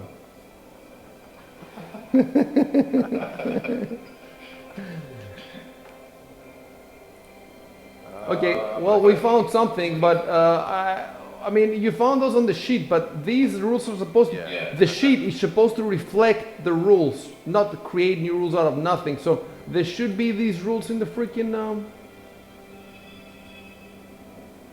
This sheet is like referencing the 250, the 300 page rule book as well. no, the sheet is for the ultimate campaign. It's not for the other stuff. Actually, I'm not 100% sure of that because the guy who made the sheet also talked about. That's where I found about the big book from. So it could be that it comes from there. We have to stick to the look. You don't, like you said, you probably won't be raising any armies now. Let's give another 5-10 minutes to this, and then if we can't find it, we move on. 5 more minutes.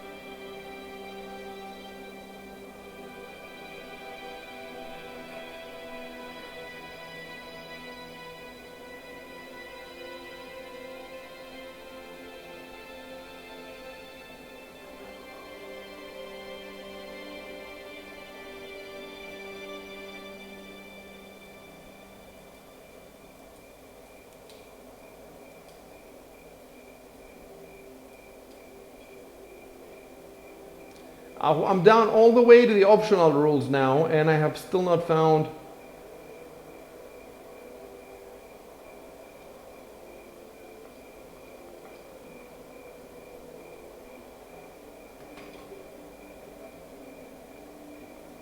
So I'm now in the sample armies, and it has XP value. It doesn't have any costs.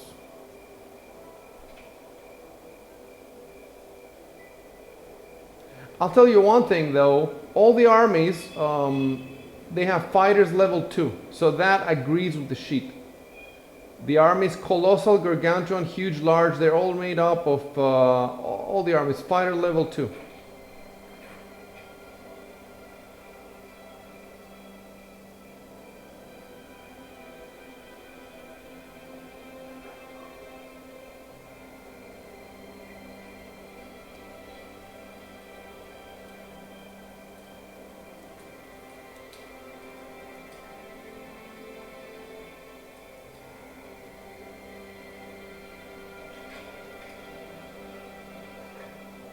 So you've already seen that tiny note in page 241, right? Recruiting armies.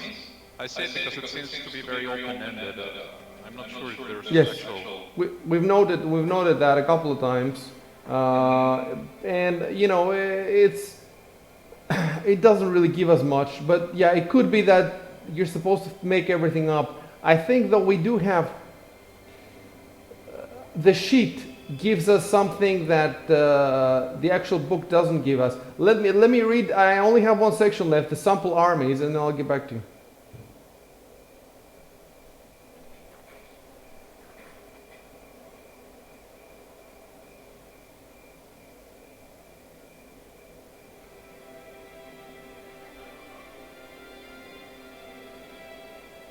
Yeah, this has definitely got to be in the that extra book because I'm reading this settlement stuff and shit, I lost the page right now.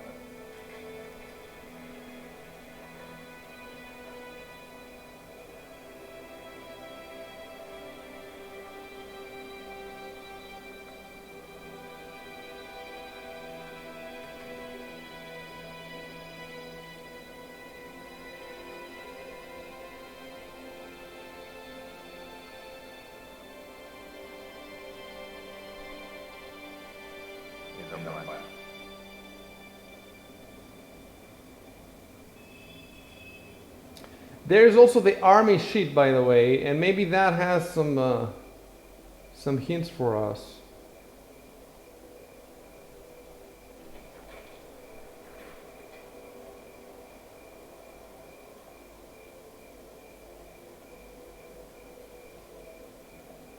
Consumption 2. You know what I think? Okay, this is the way I understand it right now. You don't have access to the weird armies. You cannot make an orc army, hobgoblin army. You can't because you need special permission from the DM and special adventures or whatever. Your only options essentially at the start are human armies. Human fighters level 2. And there's colossal, gargantuan, huge, large, medium. There doesn't seem to be a small one. So the smaller army you can get right now is medium human army, fighters level 2, and it has consumption of 1. So as long as you pay this consumption, you can have this army, as far as I understand it. Does that mean you can have infinite of them? No, I think you can have as many as you can afford. So there doesn't seem to be a limit based on your population. As long as you have the money, I guess it assumes that these are mercenaries maybe. And they don't have to come from your kingdom. They can come from anywhere as long as you can pay. That's the only thing that arises that we can infer. Like it's not explicit in the book, but that's the only we can infer. So we have to figure out what is consumption of 1. Does that mean 1 BP a week or a month?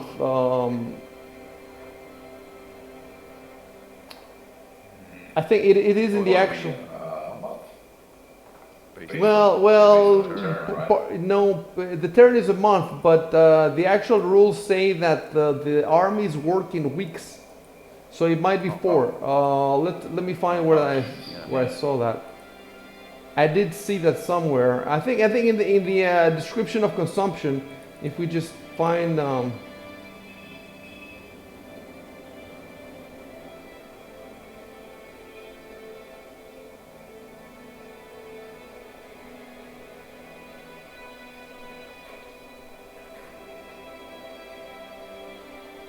Consumption, I found it. It's in page 236. This is how many bill points an army consumes each week. Unlike most kingdom expenses, this cost is per week, not per month. This is to feed, hydrate.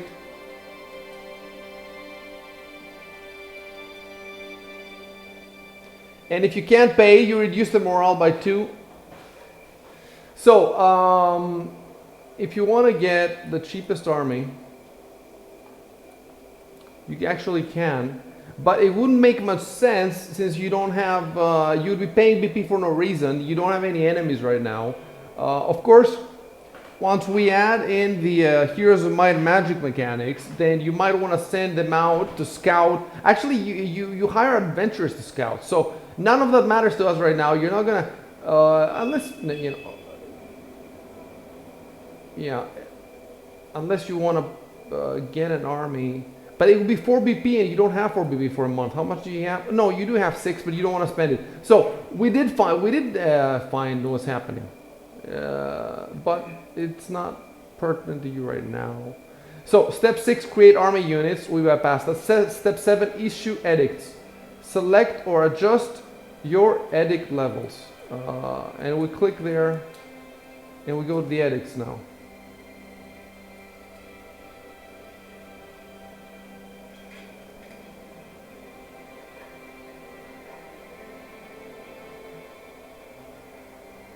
Edict. The pronunciation. I see. I just It's, looked it up. it's edict, okay.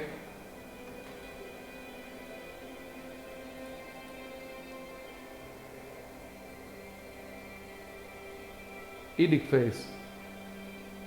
Okay, so the edict phase is when you make proclamations. Okay. Step 1, assign leadership. We're good. You don't need to do anything there. Step 2. Oh no, we were at the end of that. 7, it was issue edicts. Select or adjust your edict levels. Oh, the link refers to the same section, huh? We have to go to the edict section. There you go. There it is.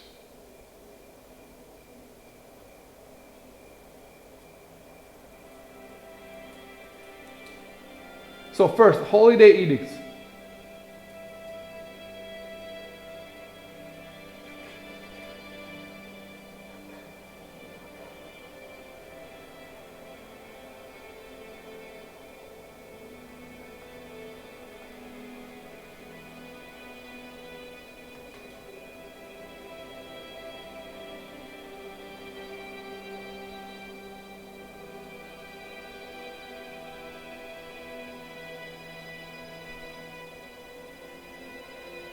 So, you have to say how many official holidays there will be in your kingdom for the next year. And it could be any number. It could be 10, 12, 50, whatever.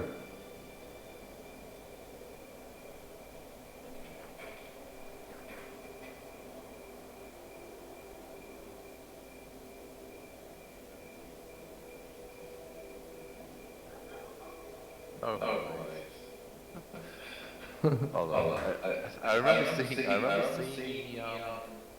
this in the actual PDF. It was more.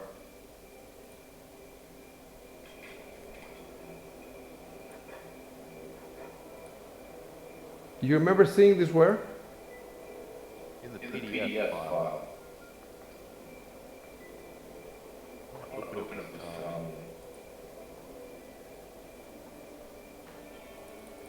Okay. Open up Chrome. I have everything open. I have the edict in front of me. I think it's the same text.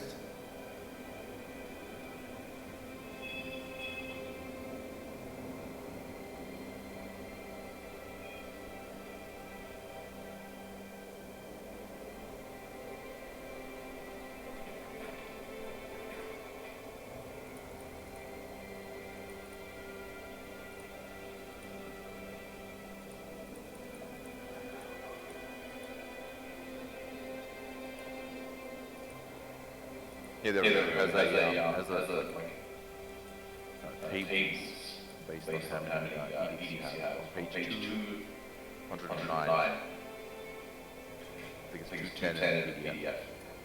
Holiday edicts per year. None gets you -1 loyalty plus consumption. So the -1 loyalty just basically makes your checks harder, I guess. Yeah. If you have 1 per year, then you start paying. But you get a lot of, yeah.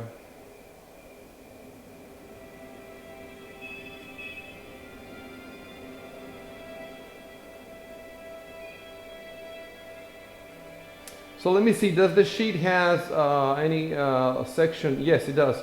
So, edicts, holidays. Look, the sheet has drop-down menus, so you can choose quarterly holidays, annual, monthly, weekly. That might not be from the Ultimate Campaign book because... Yeah, Ultimate was the same thing about that. No, it is. because these numbers, so you can choose none. If you choose annual, that means one holiday a year. If you choose quarterly, that's 4. Weekly is 50, 52 or whatever. Monthly is 12. So these are your options. You want to go with none? Let me click none, see what happens. So I click none. Your eco is -2.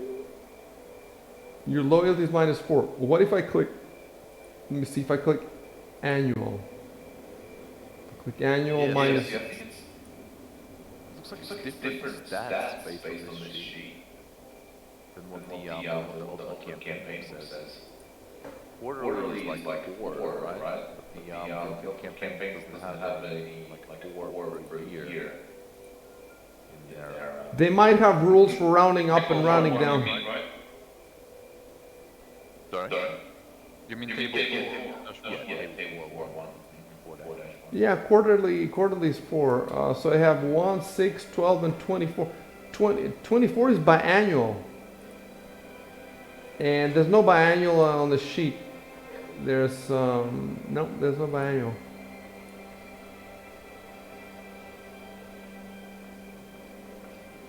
Well, if you want to make it easy for us, just choose an option that's both in the sheet and in the PDF. Choose something. Just leave it at quarterly. There's no eco or the detriment. I don't have to pay anything for it. Okay, but listen. Because we don't want to use the advanced books, we want to use the PDF. Yeah. So pick an option that's in the PDF. Okay. Yeah. One per year. Okay, so that's annual. And it gives you -1 eco, it says, -2 loyalty. Whereas the PDF says loyalty is +1, the sheet says loyalty -2. I don't get this. Maybe maybe the sheet combines it with something else. They probably just expanded the change the stuff from. The thing is that where the place where I found the sheet does not say explicitly that this is combined with Ultimate Rulership. It says that this is Ultimate Campaign, and that his group was interested also in. He doesn't say that this is with the extra rules. He definitely doesn't say that. Let me find it. We have it.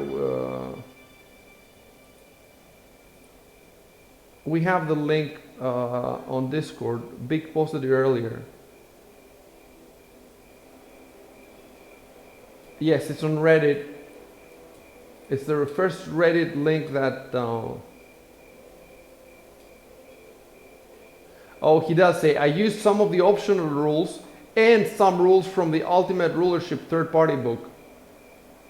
Yep. So that guy uses some of that too. There's another guy who I think the other link is just Ultimate Campaign from the Paizo forums. If we click on that, let's see.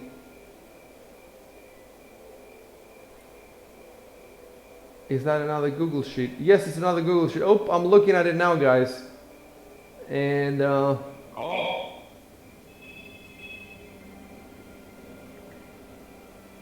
this might actually.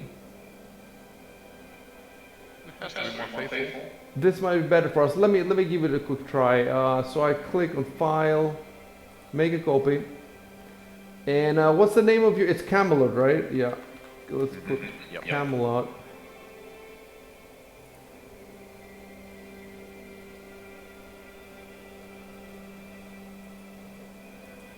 And it has a lot of tabs as well, many more tabs.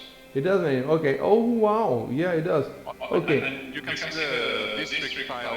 Now you have the options to select what kind of terrain surrounding the tile. Yeah, it seems to be way better. Okay. So I shared this with you, Chev. Capital. Yes, yes, it does have that now. It's apparently quite automated.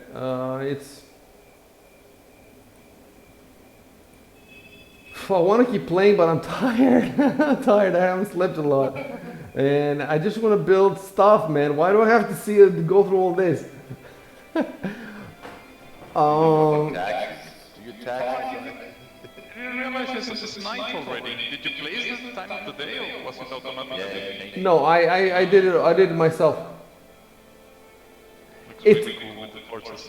it's a turn-based game, so the time doesn't because one turn can be like an hour of in-game, or it can be 1 minute of in-game. So that is, if it was real time, then you would have real day and time. But because it's turn-based, the dungeon master controls all these variables.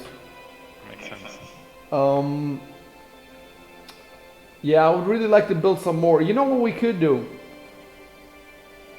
So I'm in no position now to deal with the new fucking sheet. I think that what we're gonna have to do is we've made some progress. We figured out a lot of stuff. Next time we start a new game, and then we use this sheet from the beginning. However, you know what? I think maybe it would be better to not use a sheet, not an automated sheet, until we figure, because the automated. First of all, the guy in the forum says not everything is automated. So it's like Fantasy Grounds. You have to know the rules to figure out what is automated, what's not. Otherwise, you're just guessing. So I think in the beginning, we might have to just like put it down on a text document ourselves until we figured out the rules, and then the sheet will make much more sense to us.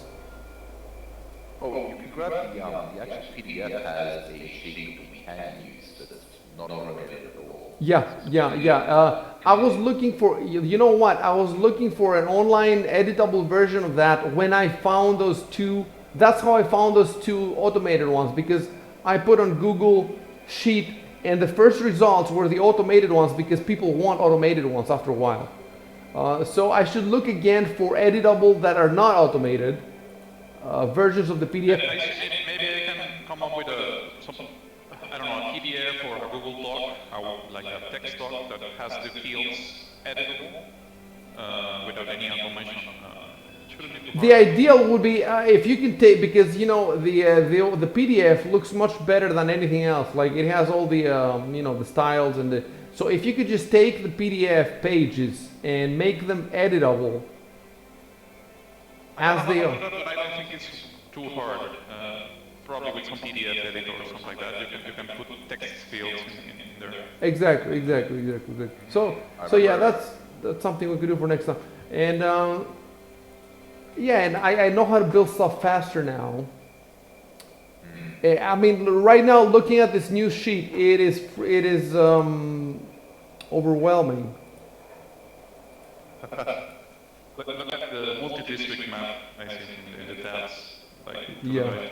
Yeah. Well, that's how, that's the part of the game that we're going to have to adapt to Tailspire, because Tailspire is much more complex than this. And we'll see how it's going to go. I mean, at the end of the day, we could use those district maps and just reproduce them in Tailspire, but then it won't look natural. Like, the reason we want to use Tailspire is because it's going to look like a real city. And then when we have the real city and we have special events, you can play those out with Pathfinder rules, and you will have exactly how you've laid out your town. I'm kind of glad that it's taking so long, because let me explain to you the problem. If you're only playing with one group, then you don't have any timekeeping issues. But if you're playing with more than one group, and the other groups are playing in adventure phase, and adventure phase, it could be weeks before one in-game week passes. Whereas if there's one group playing in the kingdom phase, every turn is a month. So you don't want one group to go like a year ahead of the others. And then what if something that happens in the other campaigns affects what would happen in this year on the other kingdom? You see what I'm saying? So there's ways to mitigate this, and I've thought about them. One way is to require that the kingdom group plays every tactical battle in the Heroes of Might and Magic phase. So when they send out people to scout for ruins and stuff. They have to personally play out all the battles, and that slows down the game a lot. Plus, as we can see now, the game is already slow. Like, it already works slowly. There's so much shit to take to analyze. So I'm glad that it's so complicated. And also the building, like just putting the buildings on, and if you want to make it nice, you have to put the roads and you have to put all that stuff. That takes time too. So yeah.